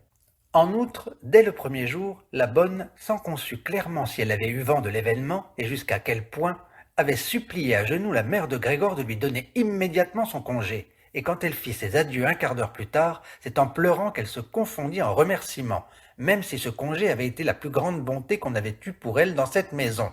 Et, sans qu'on lui eût rien demandé, elle jura à ses grands dieux qu'elle ne dirait rien à personne, rien de rien. Dès lors, ce fut la sœur, avec sa mère, qui dut faire aussi la cuisine. Il est vrai que ce n'était pas un gros travail, car on ne mangeait presque rien. Grégor les entendait s'encourager en vain les uns les autres à manger, sans obtenir d'autre réponse que « Merci, ça suffit » ou quelque chose dans ce genre. Peut-être ne buvait-on pas non plus. Souvent la sœur demandait au père s'il voulait de la bière, et elle s'offrait gentiment à aller en chercher. Et quand le père ne répondait pas, elle déclarait pour lui ôter tout scrupule qu'elle pouvait aussi y envoyer la concierge. Mais le père disait finalement un grand « non », et l'on n'en parlait plus. Dès le premier jour, le père avait exposé en détail tant à la mère qu'à la sœur quelle était la situation financière de la famille et ses perspectives en la matière. Se levant parfois de table, il allait jusqu'au petit coffre-fort qu'il avait sauvé 5 ans auparavant du naufrage de son entreprise, pour en rapporter telle quittance ou tel agenda. On entendait le bruit de la serrure compliquée qui s'ouvrait et une fois retiré le document en question, se refermait. Ces explications paternelles étaient pour une part la première bonne nouvelle qui parvenait à Grégor depuis sa captivité. Il avait cru qu'il n'était rien resté à son père de cette entreprise. Du moins son père ne lui avait-il pas dit le contraire, et Grégor ne l'avait d'ailleurs pas interrogé là-dessus. À l'époque, l'unique souci de Grégor avait été de tout mettre en œuvre pour que sa famille oublie le plus rapidement possible la catastrophe commerciale qui les avait tous plongés dans un complet désespoir. Il s'était alors mis à travailler avec une ardeur toute particulière, et, de petit commis qu'il était, presque du jour au lendemain il était devenu représentant, ce qui offrait naturellement de toute autre possibilité de gain, les succès remportés se traduisant aussitôt sous forme de provisions en argent liquide qu'on pouvait rapporter à la maison et poser sur la table, sous les yeux ravis de la famille étonnée. C'était le bon temps, mais jamais cette première période ne se retrouva par la suite, du moins avec le même éclat, quoique Grégor se mit à gagner de quoi subvenir aux besoins de toute la famille, ce qu'il faisait effectivement. On s'était tout bonnement habitué à cela, aussi bien la famille que Grégor lui-même. On acceptait cet argent avec reconnaissance. Grégor le fournissait de bon cœur, mais les choses n'avaient plus rien de chaleureux. Seule la sœur de Grégor était tout de même restée proche de lui, et il caressait un projet secret à son égard. Elle qui, contrairement à lui, aimait beaucoup la musique et jouait du violon de façon émouvante, il voulait l'an prochain, sans se soucier des gros frais que cela entraînerait et qu'on saurait bien couvrir d'une autre manière, l'envoyer au conservatoire. Souvent, lors des brefs séjours que Grégor faisait dans la ville, ce conservatoire était évoqué dans ses conversations avec sa sœur, mais toujours comme un beau rêve dont la réalisation était impensable, et les parents n'entendaient même pas ces évocations innocentes d'une très bonne oreille. Mais Grégor pensait très sérieusement à cette affaire, et avait l'intention de l'annoncer solennellement le soir de Noël. Telles étaient les pensées, bien vaines dans l'état où il était, qui lui passaient par la tête tandis qu'il était là debout à épied, collé à la porte.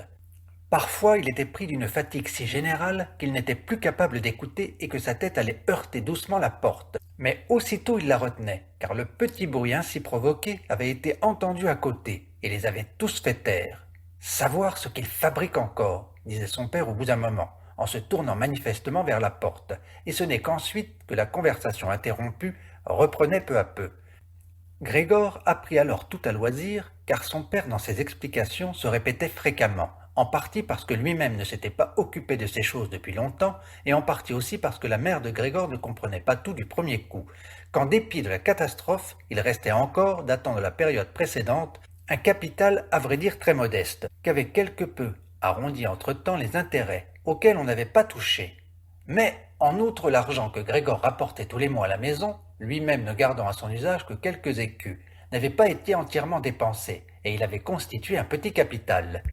Grégor, derrière sa porte, hochait la tête avec enthousiasme, ravi de cette manifestation inattendue de prudence et d'économie. De fait, ce surplus d'argent lui aurait permis d'éponger la dette que son père avait envers son patron, rapprochant d'autant le jour où il aurait pu rayer cette ligne de son budget. Mais à présent, il valait sûrement mieux que son père eût pris d'autres dispositions. Seulement, cet argent était bien loin de suffire à faire vivre la famille des seuls intérêts. Cela suffirait peut-être à la faire vivre 1 an, 2 ans tout au plus, mais c'était tout. Donc, c'était juste une somme à laquelle on n'avait pas le droit de toucher, et qu'il fallait mettre de côté en cas de besoin, et il fallait gagner de quoi vivre. Or, le père était en bonne santé, mais c'était un vieil homme, qui n'avait plus travaillé depuis déjà 5 ans, et qui ne devait en tout cas pas présumer de ses forces. Pendant ces 5 années, qui étaient les premières vacances de sa vie pénible et pourtant infructueuse, il avait beaucoup engraissé, et était du coup devenu passablement lent.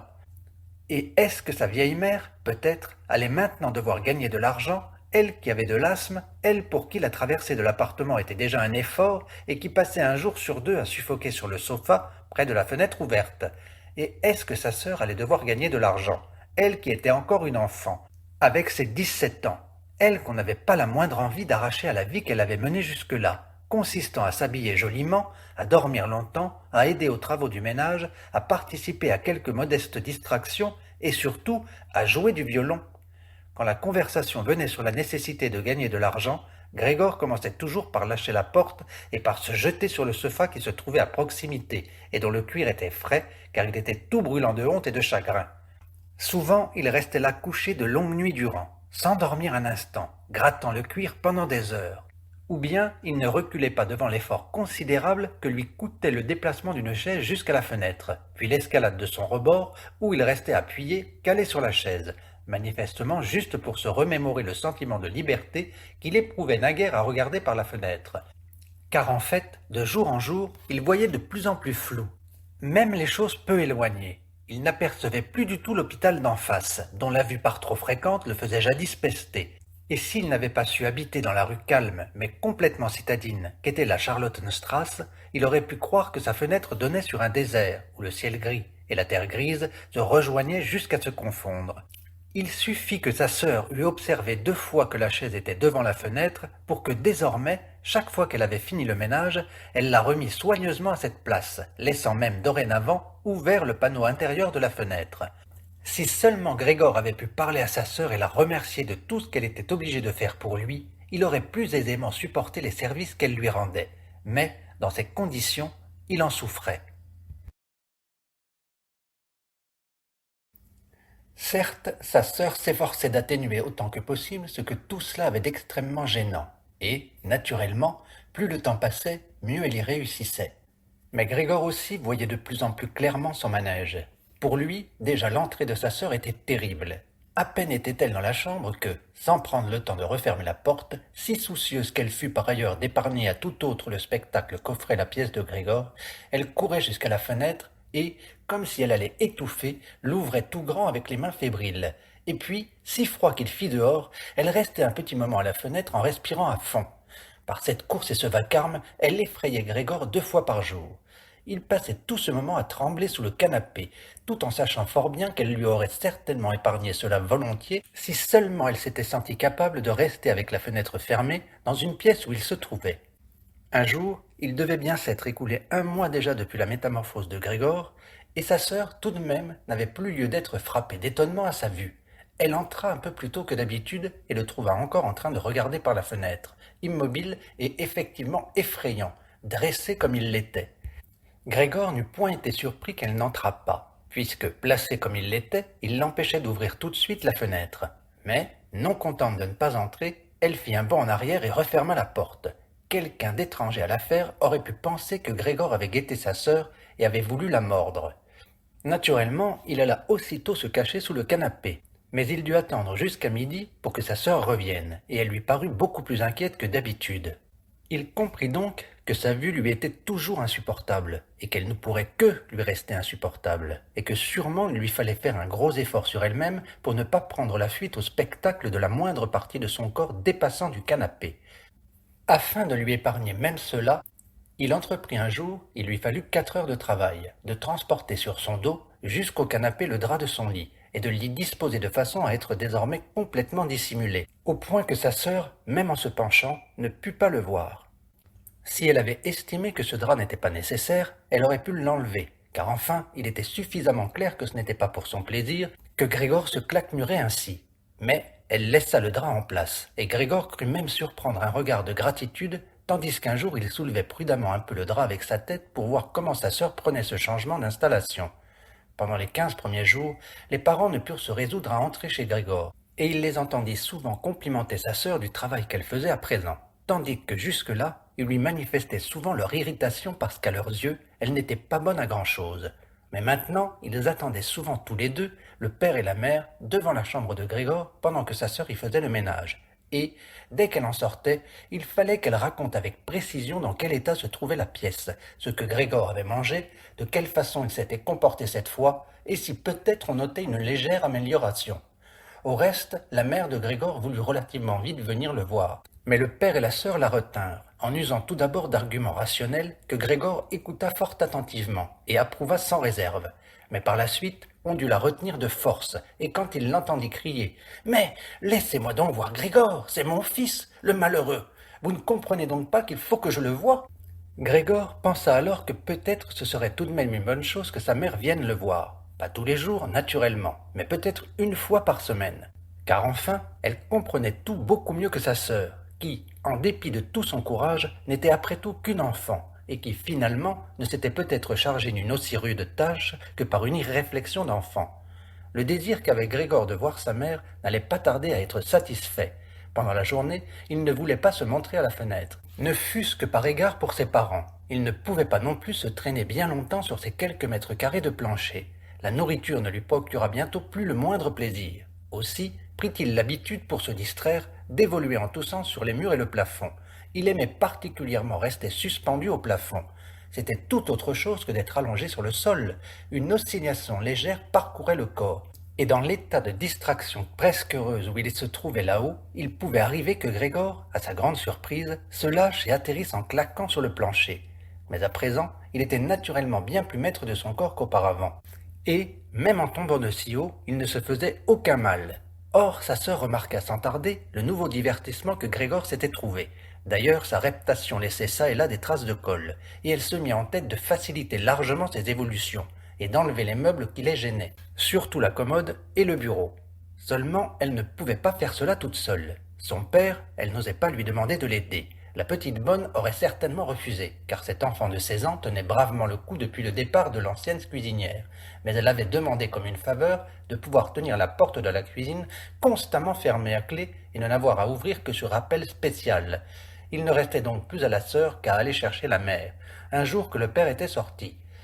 La mère de Grégor arriva d'ailleurs en poussant des cris d'excitation joyeuse, mais, devant la porte de la chambre, elle se tut. La sœur commença naturellement par vérifier que tout fût bien en place dans la pièce, et c'est seulement ensuite qu'elle laissa entrer sa mère. Grégor, en toute hâte, avait tiré son drap encore plus bas, et en lui faisant faire plus de plis. L'ensemble avait vraiment l'air d'un drap jeté par hasard sur le canapé. Aussi bien Grégor s'abstint-il cette fois d'espionner sous son drap.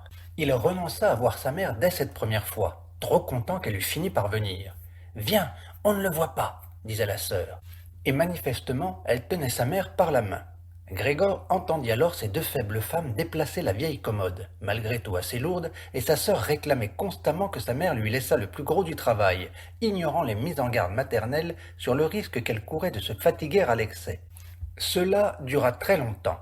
Après un bon quart d'heure d'effort, la mère déclara qu'il valait mieux laisser la commode là, car d'abord elle était trop lourde, et elle n'en viendrait pas à bout avant le retour du père, barrant alors tous les chemins à Grégor en la laissant en plein milieu. Et ensuite, il n'était pas si sûr qu'on fît plaisir à Grégor en enlevant ses meubles. Elle avait plutôt l'impression inverse. Elle avait le cœur tout serré en voyant ce mur vide.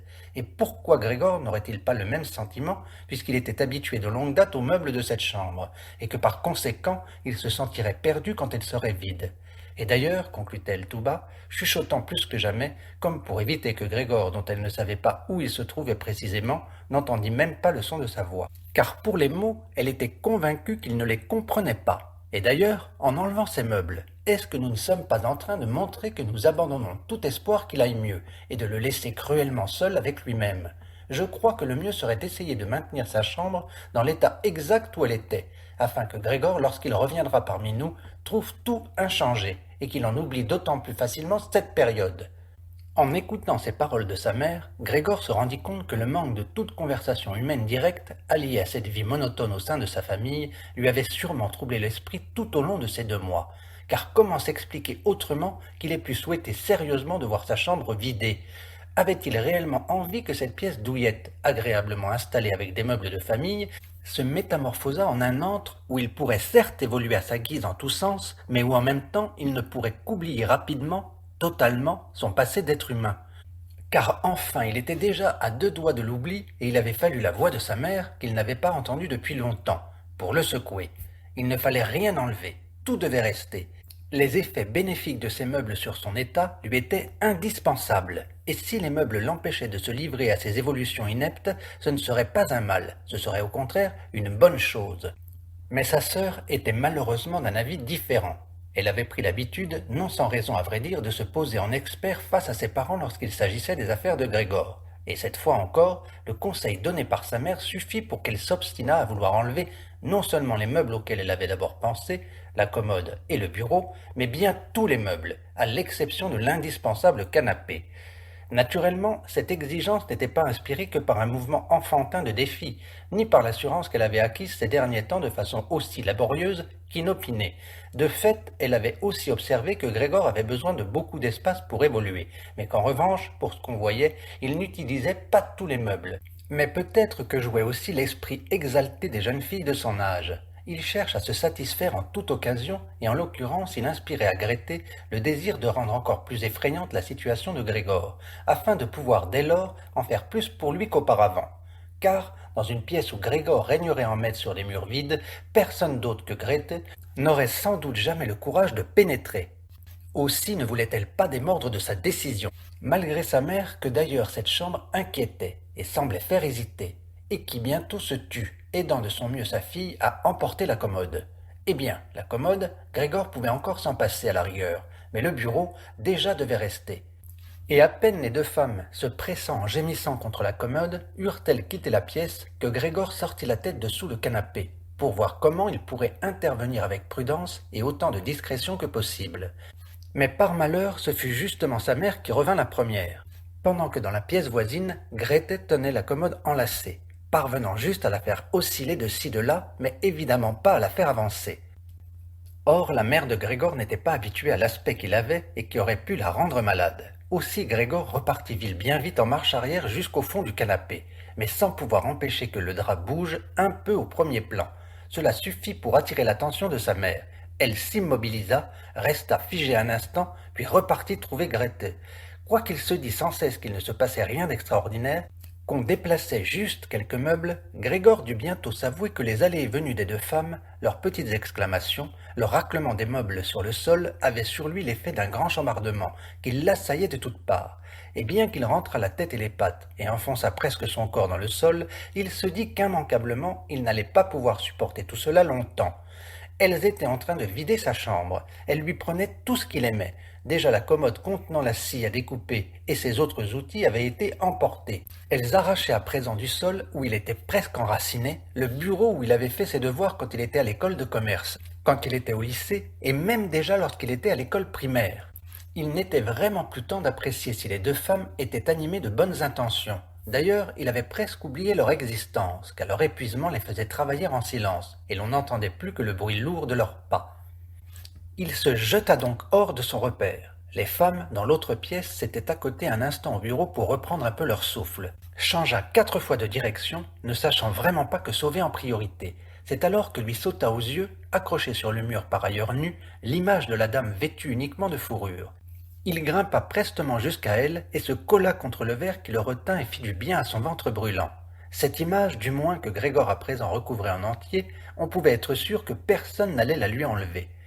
Il tordit la tête vers la porte de l'antichambre pour observer les femmes à leur retour. Elles ne s'étaient pas accordé beaucoup de repos et revenaient déjà.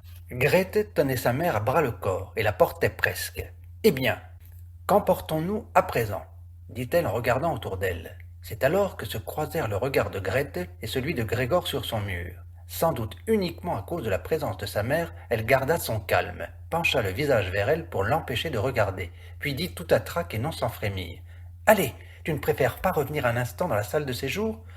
Pour Grégor, les intentions de sa sœur étaient claires. Elle voulait mettre leur mère en sécurité, puis le chasser de son mur. Eh bien, elle pouvait toujours essayer.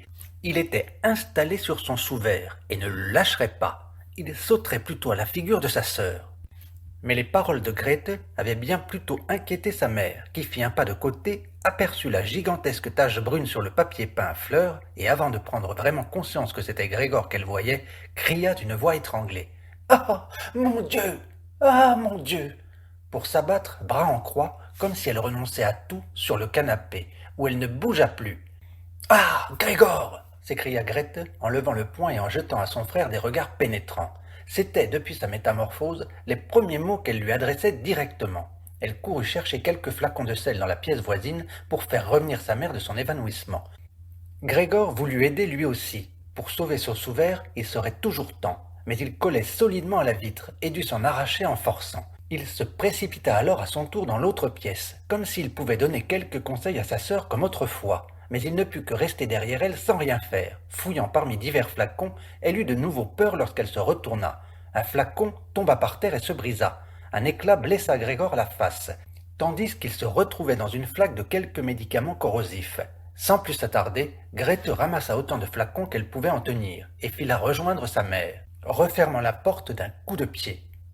Grégor se trouvait donc coupé de sa mère, qui était peut-être près de mourir par sa faute. Il ne fallait donc pas ouvrir la porte, s'il ne voulait pas chasser sa sœur qui devait rester auprès de sa mère. Il n'avait maintenant qu'à attendre. Assailli de remords et de soucis, il se mit à ramper, évoluant sur les murs, les meubles et le plafond, pour finalement, désespéré, voyant toute la pièce se mettre à tourner autour de lui, se laisser choir au milieu de la grande table. Il se passa un petit moment. Grégor gisait là exténué, alentour c'était le silence. Peut-être était-ce bon signe. C'est alors qu'on sonna. La petite bonne était naturellement enfermée à clé dans la cuisine, et c'est donc Grethe qui dut aller ouvrir. Le père rentrait. « Qu'est-ce qui s'est passé ?» Tels furent ses premiers mots. Sans doute avait-il tout compris rien qu'à voir l'air de Grete. Elle répondit d'une voix assourdie, pressant vraisemblablement son visage contre la poitrine de son père.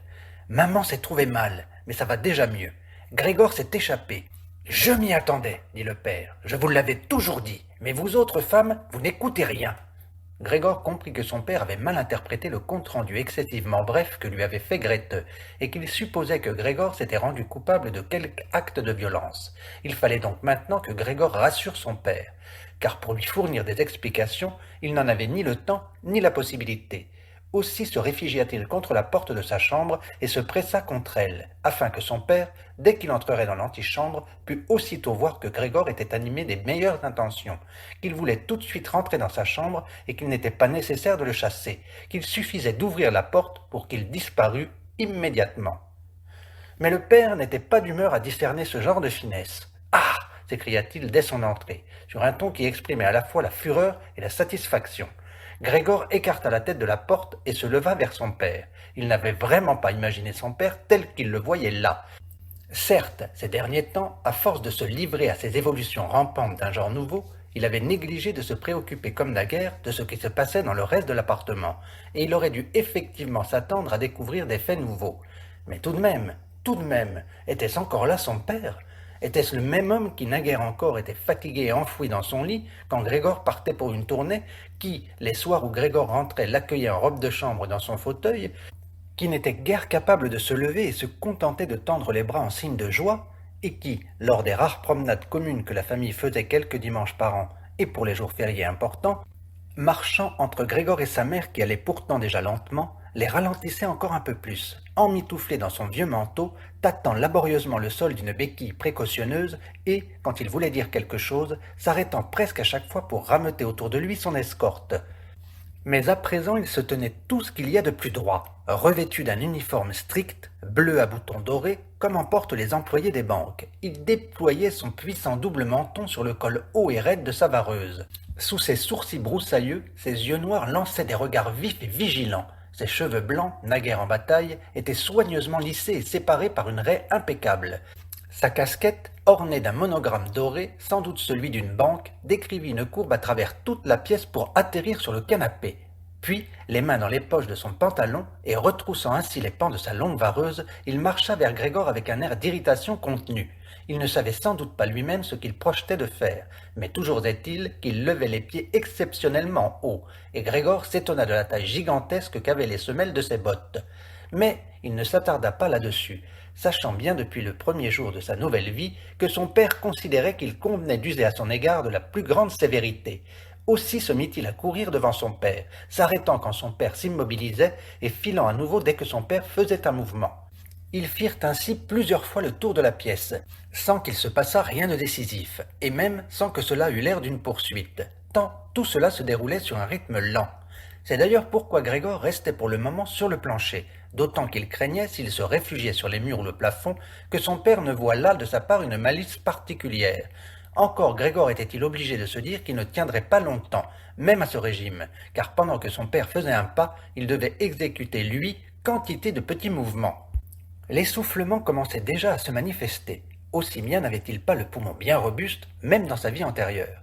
Tandis qu'ainsi il titubait, ouvrant à peine les yeux pour mieux concentrer ses énergies sur sa course, et que dans son hébétude il n'avait pas l'idée de se tirer autrement qu'en courant, et qu'il avait déjà presque oublié qu'il disposait des murs, en l'occurrence encombrés de meubles délicatement sculptés, tout en pointe et en créneau, voilà que, lancé avec légèreté, quelque chose vint atterrir tout à côté de lui et rouler sous son nez. C'était une pomme. Elle fut aussitôt suivie d'une deuxième. Grégor se figea, terrifié. Poursuivre la course était vain, car son père avait décidé de le bombarder. Puisant dans la coupe de fruits sur la desserte, il s'était rempli les poches de pommes, et maintenant, sans viser précisément pour l'instant, les lançait l'une après l'autre. Les petites pommes rouges roulaient par terre en tous sens, comme électrisées, et s'entrechoquaient. L'une d'elles, lancée mollement, effleura le dos de Grégor, et glissa sans provoquer de dommages. Mais elle fut aussitôt suivie d'une autre qui, au contraire, s'enfonça littéralement dans le dos de Grégor. Il voulut se traîner un peu plus loin, comme si cette surprenante et incroyable douleur pouvait passer en changeant de lieu. Mais il se sentit comme cloué sur place et s'étira de tout son long, dans une complète confusion de tous ses sens. Il vit seulement encore, d'un dernier regard, qu'on ouvrait brutalement la porte de sa chambre et que, suivi par sa sœur qui criait, sa mère en sortait précipitamment, en chemise, car sa sœur l'avait déshabillée pour qu'elle respirât plus librement pendant son évanouissement, puis que sa mère courait vers son père en perdant en chemin l'un après l'autre ses jupons délacés qui glissaient à terre, et qu'en trébuchant sur eux, elle se précipitait sur le père, l'enlaçait, ne faisait plus qu'un avec lui. Mais Grégor perdait déjà la vue, et les mains derrière la nuque du père le suppliaient d'épargner la vie de Grégor.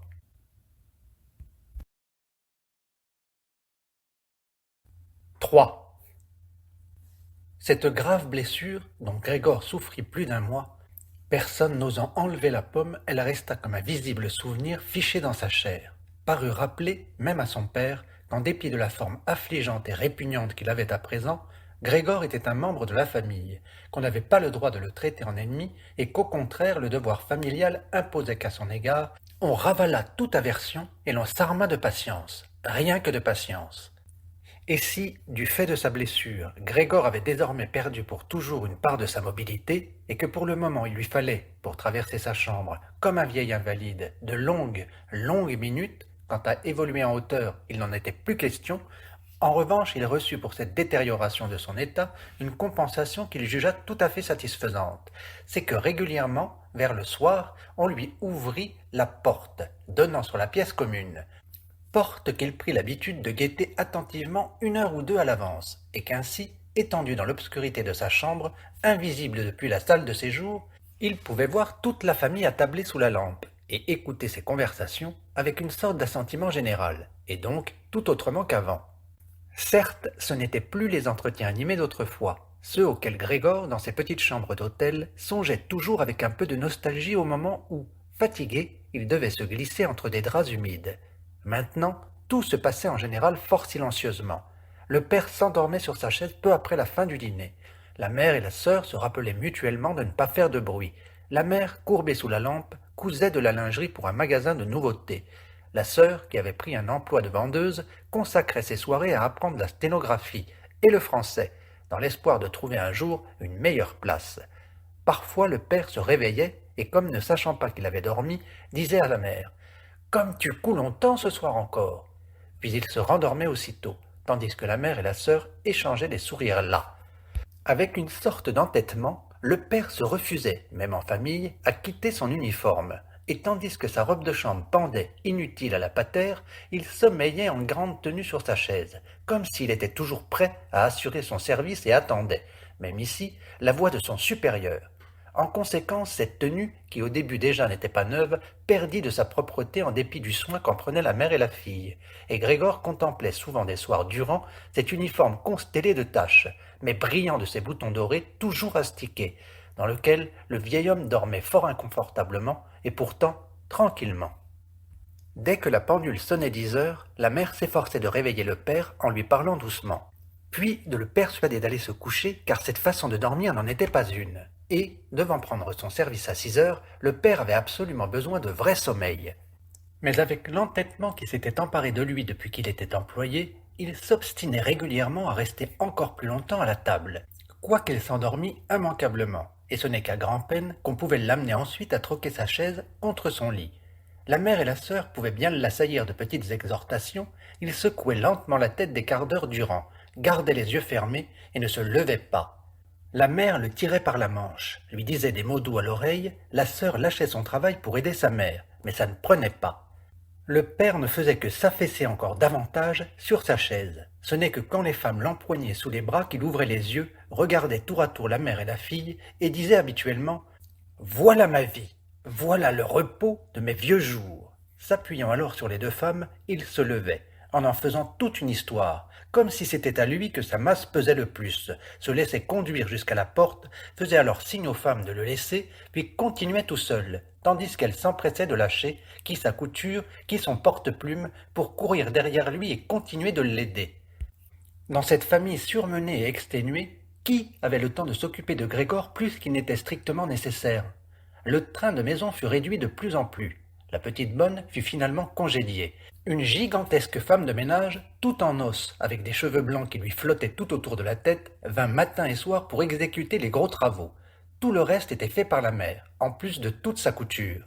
On en vint même à vendre divers bijoux de famille qu'autrefois la mère et la sœur portaient avec ravissement, à l'occasion de soirées et de fêtes. Grégor l'apprit un soir en les entendant tous débattre des prix qu'on en avait retirés. Mais le grand sujet de récrimination, c'était toujours que cet appartement était trop grand, dans l'état actuel des choses, mais qu'on ne pouvait pas en changer car on ne pouvait imaginer comment déménager Grégor. Mais l'intéressé se rendait bien compte que ce qui empêchait un déménagement, ce n'était pas seulement qu'on prit en compte sa présence, car enfin, l'on aurait pu aisément le transporter dans une caisse appropriée percée de quelques trous d'aération.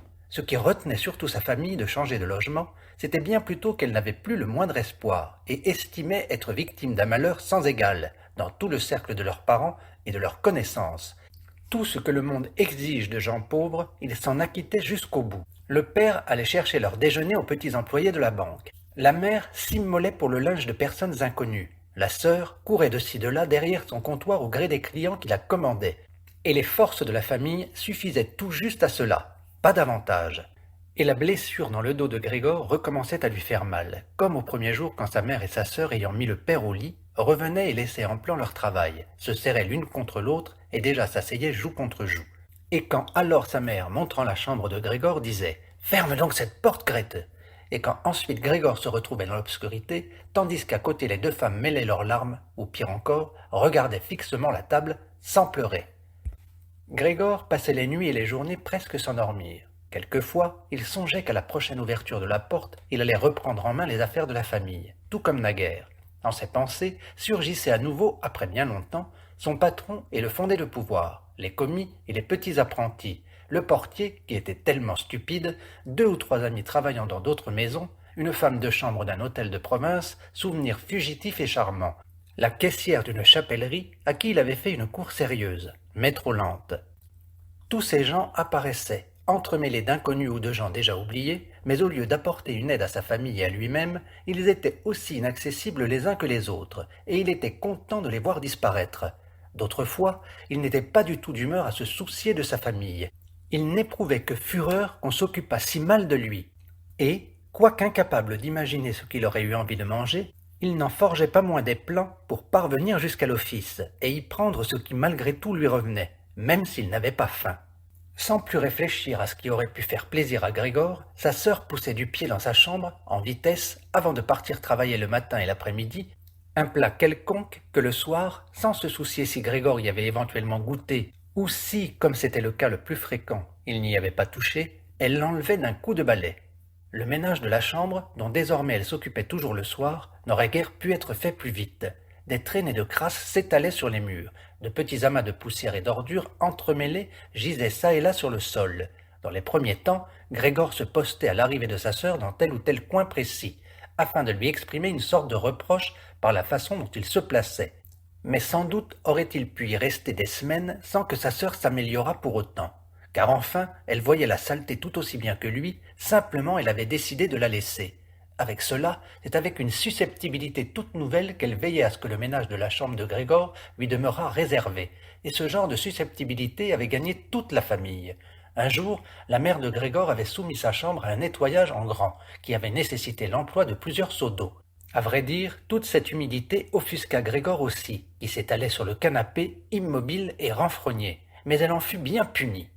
Car le soir, à peine la sœur eut-elle remarqué le changement intervenu dans la chambre, que, complètement ulcérée, elle revint en courant dans la salle de séjour et, ignorant le geste d'adjuration de sa mère, piqua une crise de larmes que ses parents, le père ayant naturellement sursauté sur sa chaise, commencèrent par regarder avec stupeur et désarroi, jusqu'au moment où, à leur tour, ils se mirent en branle, le père faisant côté cour des reproches à la mère pour n'avoir pas laissé à la sœur le soin du ménage dans la chambre de Grégor, tandis que, côté jardin, il criait à la sœur que jamais plus elle n'aurait le droit de faire ladite chambre, pendant que la mère tentait d'entraîner vers la chambre à coucher le père surexcité, qui ne se connaissait plus, que la sœur secouée de sanglots maltraitait la table avec ses petits poings, et que Grégor sifflait comme un serpent, furieux que personne n'eut l'idée de fermer la porte et de lui épargner ce spectacle et ce vacarme.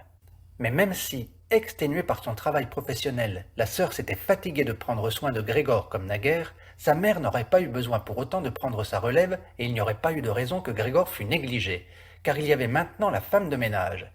Cette veuve âgée, qui sans doute, au cours de sa longue vie, avait dû à sa forte charpente osseuse de surmonter les plus rudes épreuves, n'avait pas vraiment de répugnance pour Grégor. Sans être le moins du monde curieuse, elle avait un jour ouvert par hasard la porte de sa chambre, et, à la vue de Grégor tout surpris, qui s'était mis à courir en tous sens bien que personne ne le poursuivît, elle était restée plantée, les mains jointes sur le ventre, l'air étonné.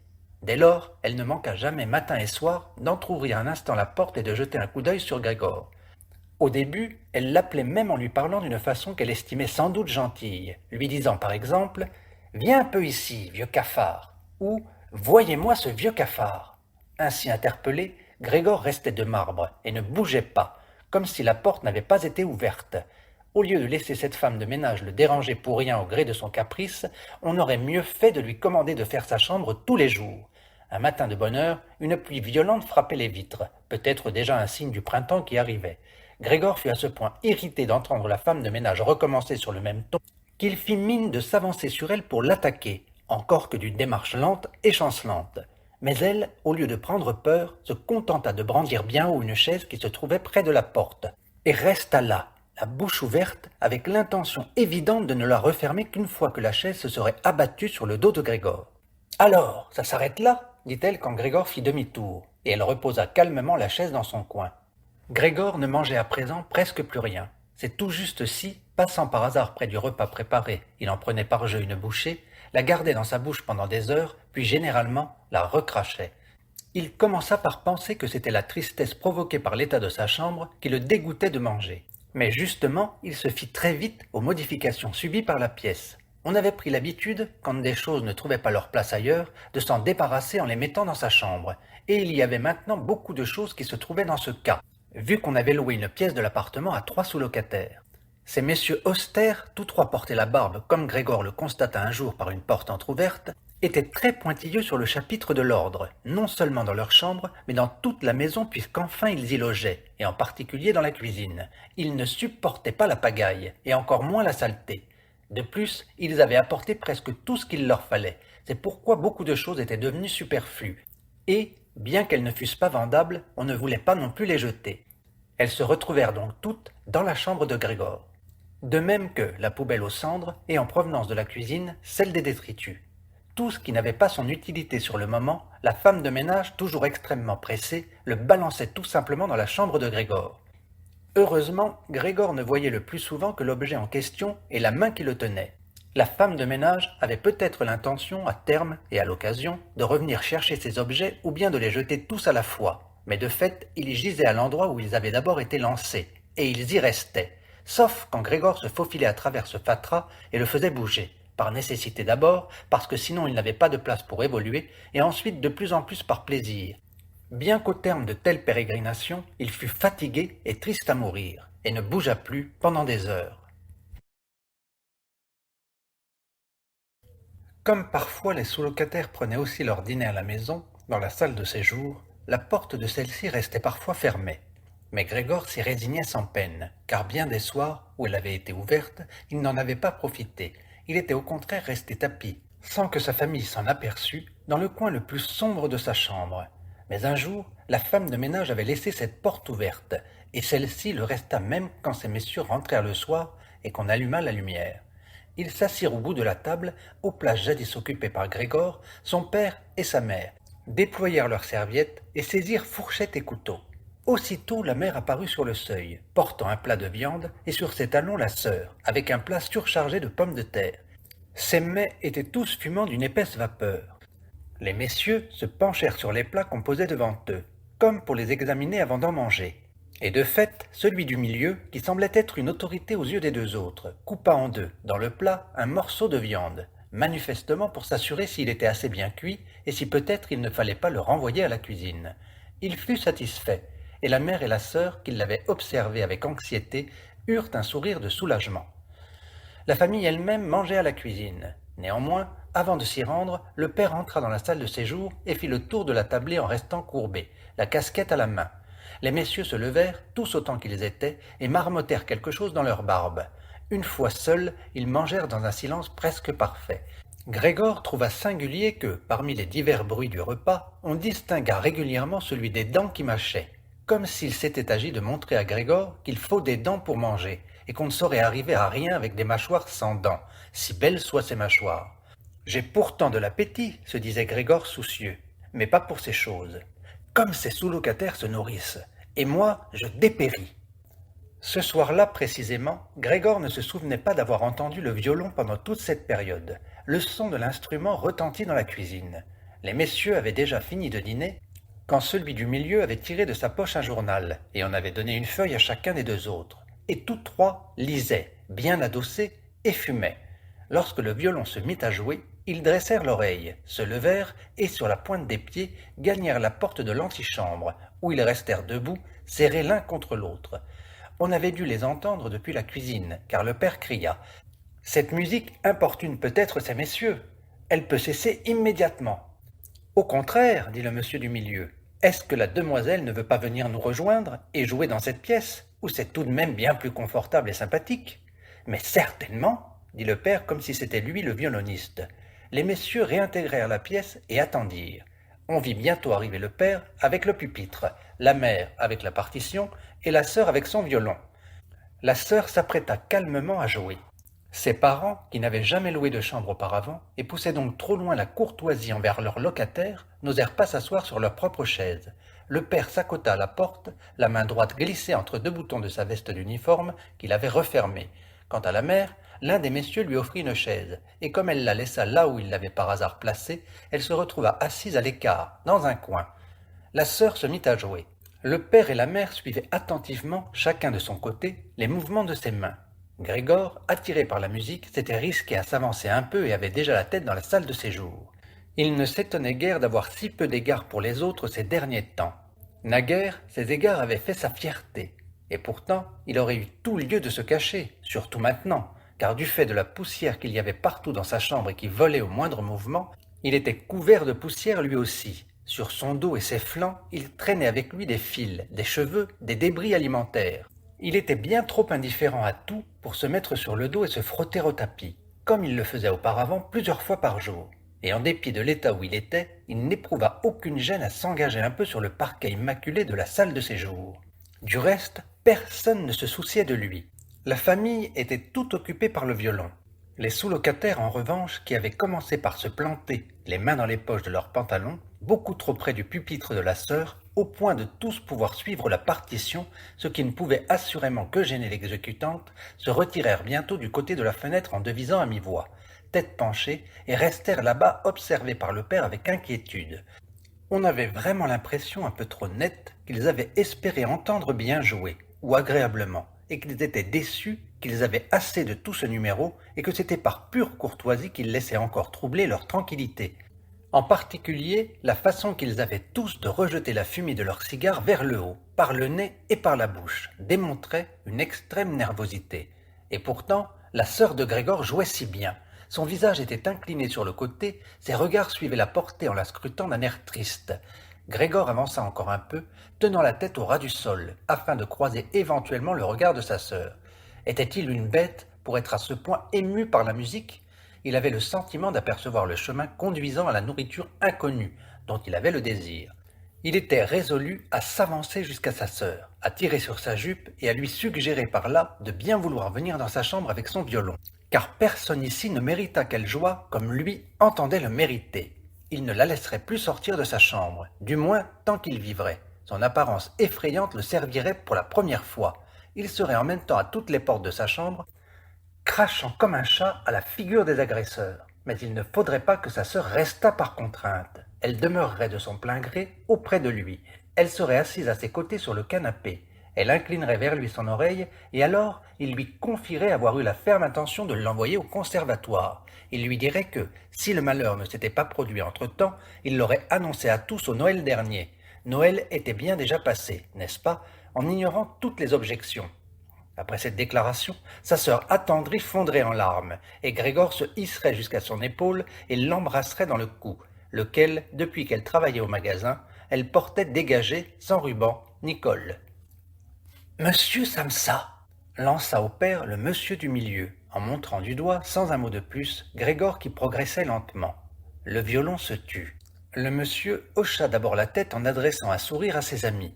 puis se tourna de nouveau vers Grégor. Au lieu de chasser celui-ci, son père parut juger plus nécessaire de commencer par apaiser les sous-locataires, bien que ceux-ci ne parussent nullement bouleversés, et que Grégor sembla les amuser plus que le violon. Il se précipita vers eux et les bras écartés chercha à les refouler vers leur chambre, et en même temps à les empêcher de regarder Grégor.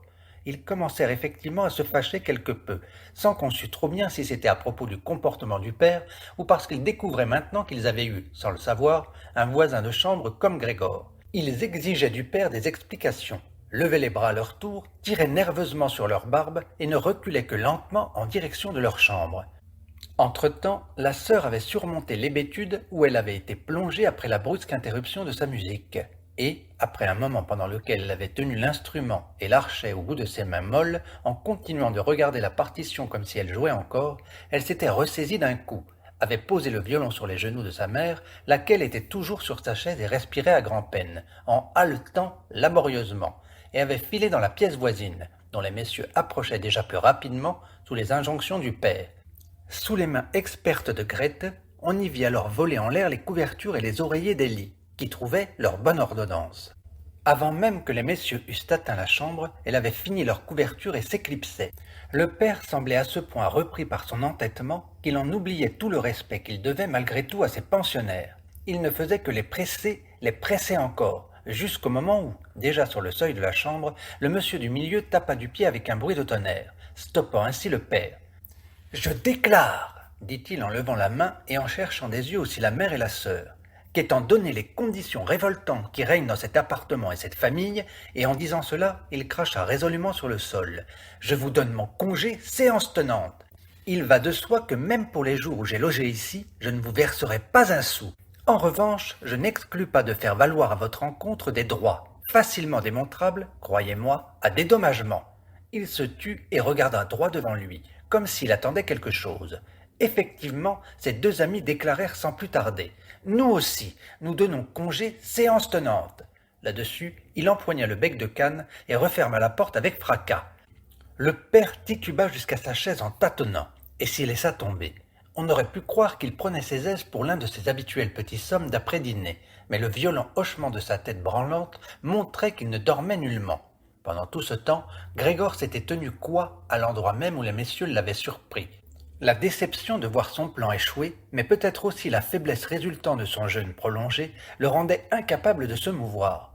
Il craignait avec une quasi-certitude que d'un instant à l'autre, un effondrement général lui retomba dessus, et il attendait. Même le violon ne le fit pas bouger qui, échappant aux doigts tremblants de la mère, tomba de ses genoux par terre en résonnant très fort. « Mes chers parents, dit la sœur en abattant sa main sur la table en guise d'entrée en matière. « Cela ne peut plus durer. Peut-être ne vous rendez-vous pas à l'évidence, moi, si. Je ne veux pas, face à ce monstrueux animal, prononcer le nom de mon frère, et je dis donc seulement, nous devons tenter de nous en débarrasser. Nous avons tenté tout ce qui était humainement possible pour prendre soin de lui, et le supporter avec patience. Je crois que personne ne peut nous faire le moindre reproche. »« Elle a 1000 fois raison, dit le père à part lui. » La mère, qui n'arrivait toujours pas à reprendre son souffle, porta la main à sa bouche et, les yeux hagards, fit entendre une toux caverneuse. La sœur courut vers elle et lui prit le front. Ces paroles semblaient avoir éclairci les idées de son père. Il s'était redressé sur sa chaise, jouait avec sa casquette d'uniforme entre les assiettes qui restaient encore sur la table, après le dîner des locataires, et regardait de temps à autre vers l'impassible Grégor. « Nous devons tenter de nous en débarrasser, » dit la sœur, cette fois à l'adresse de son père seulement, car sa mère, dans sa toux, n'entendait rien. « Il finira par vous tuer tous les deux, je vois cela venir. Quand on doit déjà travailler aussi dur que nous tous, on ne peut pas en plus supporter chez soi ce supplice perpétuel. Je n'en peux plus, moi non plus. » Et elle se mit à pleurer si fort que ses larmes coulèrent sur le visage de sa mère, où elle les essuyait d'un mouvement machinal de la main. « Mais, mon petit, dit le père avec compassion et une visible compréhension, que veux-tu que nous fassions ?» La sœur se contenta de hausser les épaules pour manifester le désarroi qui s'était emparé d'elle tandis qu'elle pleurait, contrairement à son assurance de tout à l'heure. « S'il nous comprenait, dit le père à demi comme une question. Du fond de ses pleurs, la sœur agita violemment la main pour signifier qu'il ne fallait pas y penser. « S'il nous comprenait, répéta le père en fermant les yeux pour enregistrer la conviction de sa fille que c'était impossible. Alors, un accord serait peut-être possible avec lui, mais dans ces conditions. Il faut qu'il disparaisse, s'écria la sœur. C'est le seul moyen, père. Il faut juste essayer de te débarrasser de l'idée que c'est Grégor. Nous l'avons cru tellement longtemps, et c'est bien là qu'est notre véritable malheur. Mais comment est-ce que ça pourrait être Grégor? Si c'était lui, il aurait depuis longtemps compris qu'à l'évidence, des êtres humains ne sauraient vivre en compagnie d'une telle bête, et il serait parti de son plein gré. Dès lors, nous n'aurions pas de frère, mais nous pourrions continuer à vivre et pourrions honorer son souvenir. Mais là, cette bête nous persécute, chasse les locataires, entend manifester occuper tout l'appartement et nous faire coucher dans la rue. Mais regarde, papa, cria-t-elle brusquement, le voilà qui recommence. Et, avec un effroi tout à fait incompréhensible pour Grégor, elle abandonna même sa mère en se rejetant littéralement loin de sa chaise, comme si elle aimait mieux sacrifier sa mère que de rester à proximité de Grégor. Et elle courut se réfugier derrière son père, lequel, uniquement troublé par son comportement à elle, se dressa aussi et tendit à demi les bras devant elle comme pour la protéger. Mais Grégor ne songeait nullement à faire peur à qui que ce fût, et surtout pas à sa sœur. Il avait simplement entrepris de se retourner pour regagner sa chambre, et il est vrai que cela faisait un drôle d'effet. Obligé qu'il était par son état peu brillant, dans les manœuvres délicates, de céder de sa tête qu'il dressait et cognait sur le sol alternativement. Il s'interrompit et regarda alentour. Ses bonnes intentions paraissaient avoir été comprises. Ce n'avait été qu'une frayeur passagère. À présent, tout le monde le regardait en silence et d'un air triste. La mère était renversée sur sa chaise, les jambes tendues et jointes. Ses yeux se fermaient presque d'épuisement. Le père et la sœur étaient assis côte à côte. La sœur tenait le père par le cou. « Je vais peut-être enfin avoir le droit de me retourner », songea Grégor en se remettant au travail. Dans son effort, il ne pouvait s'empêcher de souffler bruyamment, et il dut même à plusieurs reprises s'arrêter pour se reposer. Au demeurant, personne ne le pressait. On le laissa faire entièrement à sa guise. Lorsqu'il eut accompli son demi-tour, il entama aussitôt son trajet de retour en ligne droite. Il s'étonna de la grande distance qui le séparait de sa chambre, et il ne put concevoir qu'il ait pu, un moment avant, faible comme il l'était, parcourir le même chemin presque sans s'en rendre compte.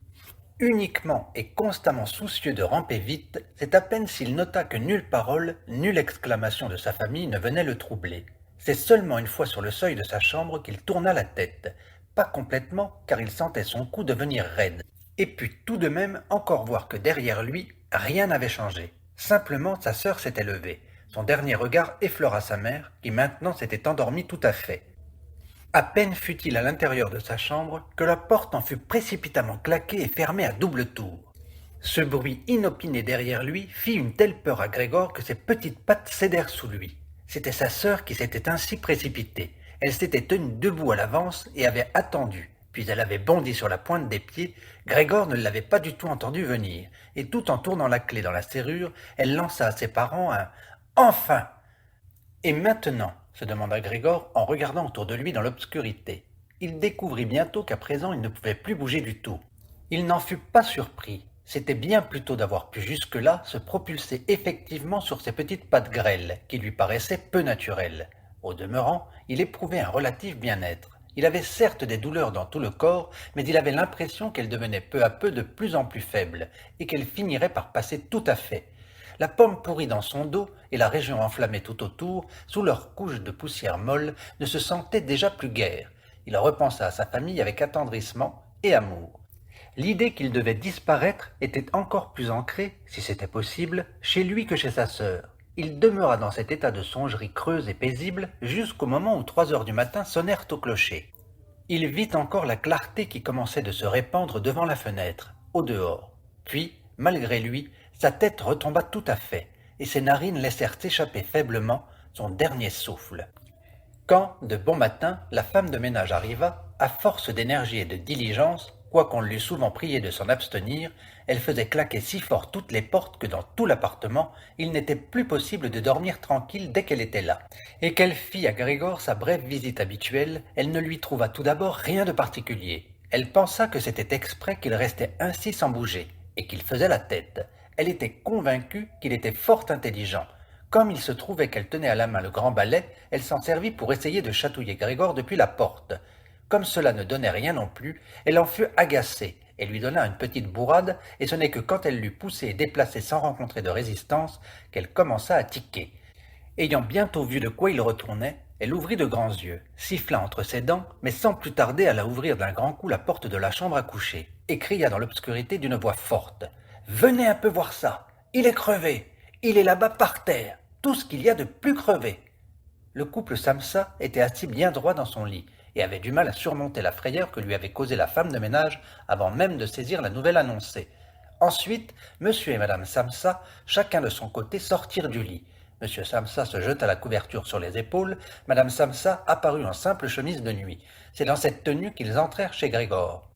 Pendant ce temps, s'était aussi ouverte la porte de la salle de séjour, où Grete dormait depuis l'installation des sous-locataires.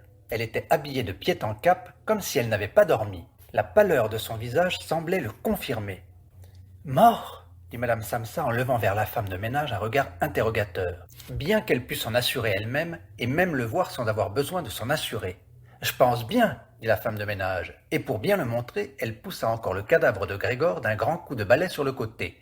Madame Samsa eut un mouvement pour retenir le balai, mais elle n'en fit rien. « Eh bien, dit monsieur Samsa, nous pouvons maintenant rendre grâce à Dieu. » Il se signa, et les trois femmes suivirent son exemple.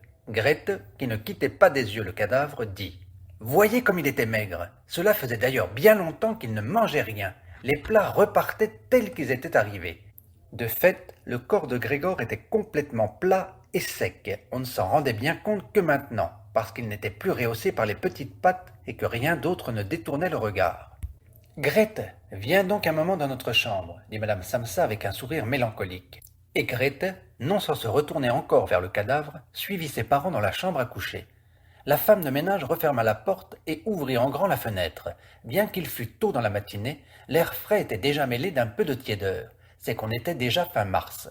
Les trois sous-locataires sortirent de leur chambre et d'un air étonné cherchèrent des yeux leur petit déjeuner. On les avait oubliés. « Où est le déjeuner ?» demanda d'un ton rogue à la femme de ménage celui des messieurs qui était toujours au milieu. Mais elle mit le doigt sur ses lèvres et sans dire un mot, invita par des signes pressants ces messieurs à pénétrer dans la chambre de Grégor. Ils y allèrent et, les mains dans les poches de leurs vestons quelque peu élimés, firent cercle autour du cadavre de Grégor, dans la pièce maintenant tout à fait claire. Alors, la porte de la chambre à coucher s'ouvrit, et M. Samsa fit son apparition, en tenue, avec sa femme à un bras et sa fille à l'autre. On voyait que tous trois avaient pleuré. Grete appuyait par instants son visage contre le bras de son père. « Quittez immédiatement mon appartement !» dit M. Samsa en montrant la porte, sans pour autant lâcher les deux femmes. « Qu'est-ce que ça signifie ?» dit le monsieur du milieu, un peu décontenancé, et il eut un sourire doucereux.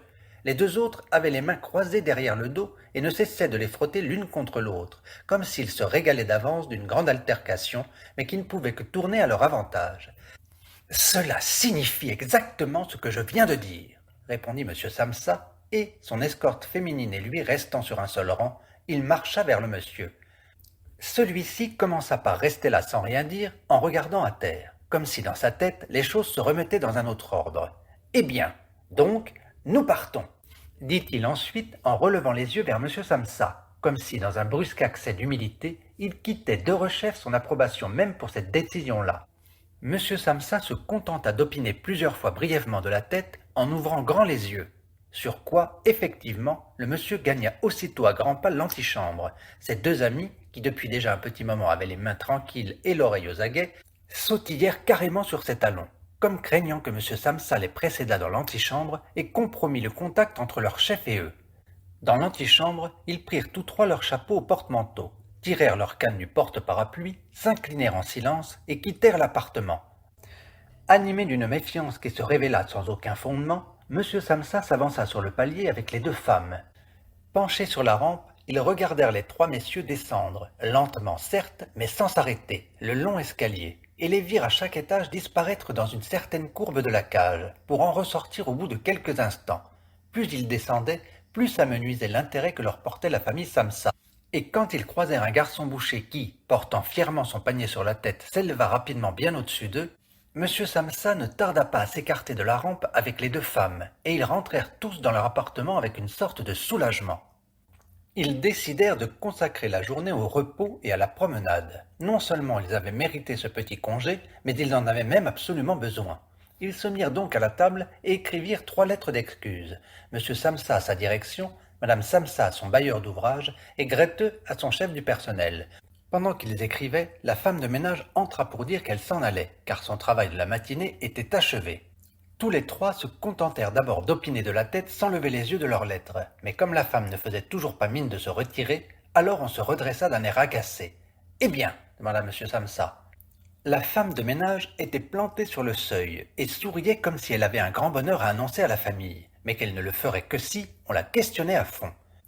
La petite plume d'autruche qui était plantée tout droit sur son chapeau et qui agaçait M. Samsa, depuis qu'elle était à leur service, oscillait doucement dans tous les sens. « Mais qu'est-ce que vous voulez donc » demanda Madame Samsa, qui était encore celle pour qui la femme avait le plus de respect. « Ben, répondit-elle, gênée pour parler tant elle affichait un grand sourire. Pour ce qui est de vous débarrasser de la chose d'à côté, ne vous faites pas de soucis, c'est déjà réglé. » Madame Samsa et Grete se penchèrent sur leurs lettres comme si elles voulaient les continuer. Monsieur Samsa, voyant que sa femme de ménage voulait maintenant se mettre à tout décrire par le menu, tendit la main pour couper court de la façon la plus ferme. Puisqu'elle n'avait pas le droit de raconter, elle se rappela combien elle était pressée, lança sur un ton manifestement vexé « Bonjour tout le monde !» fit un demi-tour furieux et quitta l'appartement dans d'épouvantables claquements de porte. « Ce soir, je la mets à la porte !» dit M. Samsa, mais sans obtenir de réponse ni de sa femme, ni de sa fille, car la femme de ménage parut avoir à nouveau troublé la sérénité qu'elles avaient à peine recouvrée. Elles se levèrent, allèrent à la fenêtre et y restèrent en se tenant à lacets. M. Samsa pivota sur sa chaise pour les suivre des yeux et les observa un petit moment en silence. Puis il lança « Allons, venez un peu là, finissez-en donc avec les vieilles histoires, et puis occupez-vous aussi un peu de moi. » Les deux femmes s'exécutèrent aussitôt, coururent vers lui, lui firent des caresses et terminèrent rapidement leurs lettres. Puis, tous trois quittèrent de concert l'appartement, ce qui ne leur était plus arrivé depuis déjà des mois, et prirent le tramway pour aller prendre l'air à l'extérieur de la ville. Le wagon, où ils étaient seuls, était tout inondé par le chaud soleil. Confortablement carrés sur leur banquette, ils évoquèrent les perspectives d'avenir, et à y regarder de plus près, il apparut qu'elles n'étaient pas tellement mauvaises, car les places qu'ils occupaient respectivement, et sur lesquelles ils ne s'étaient jamais en fait mutuellement demandé beaucoup de détails, étaient d'excellentes places, et, en particulier, fort prometteuses. La principale amélioration immédiate de leur situation résulterait, d'une façon nécessaire et toute naturelle, d'un changement d'appartement. Ils allaient en louer un plus petit et meilleur marché, mais mieux situé et généralement plus pratique que l'actuel, qui était encore un choix fait par Grégor.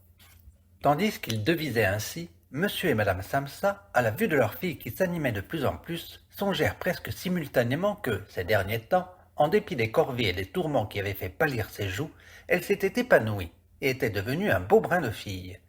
Ils furent dès lors plus silencieux, et, échangeant presque involontairement des regards entendus, songèrent qu'il allait être temps de lui chercher aussi quelques braves garçons pour mari.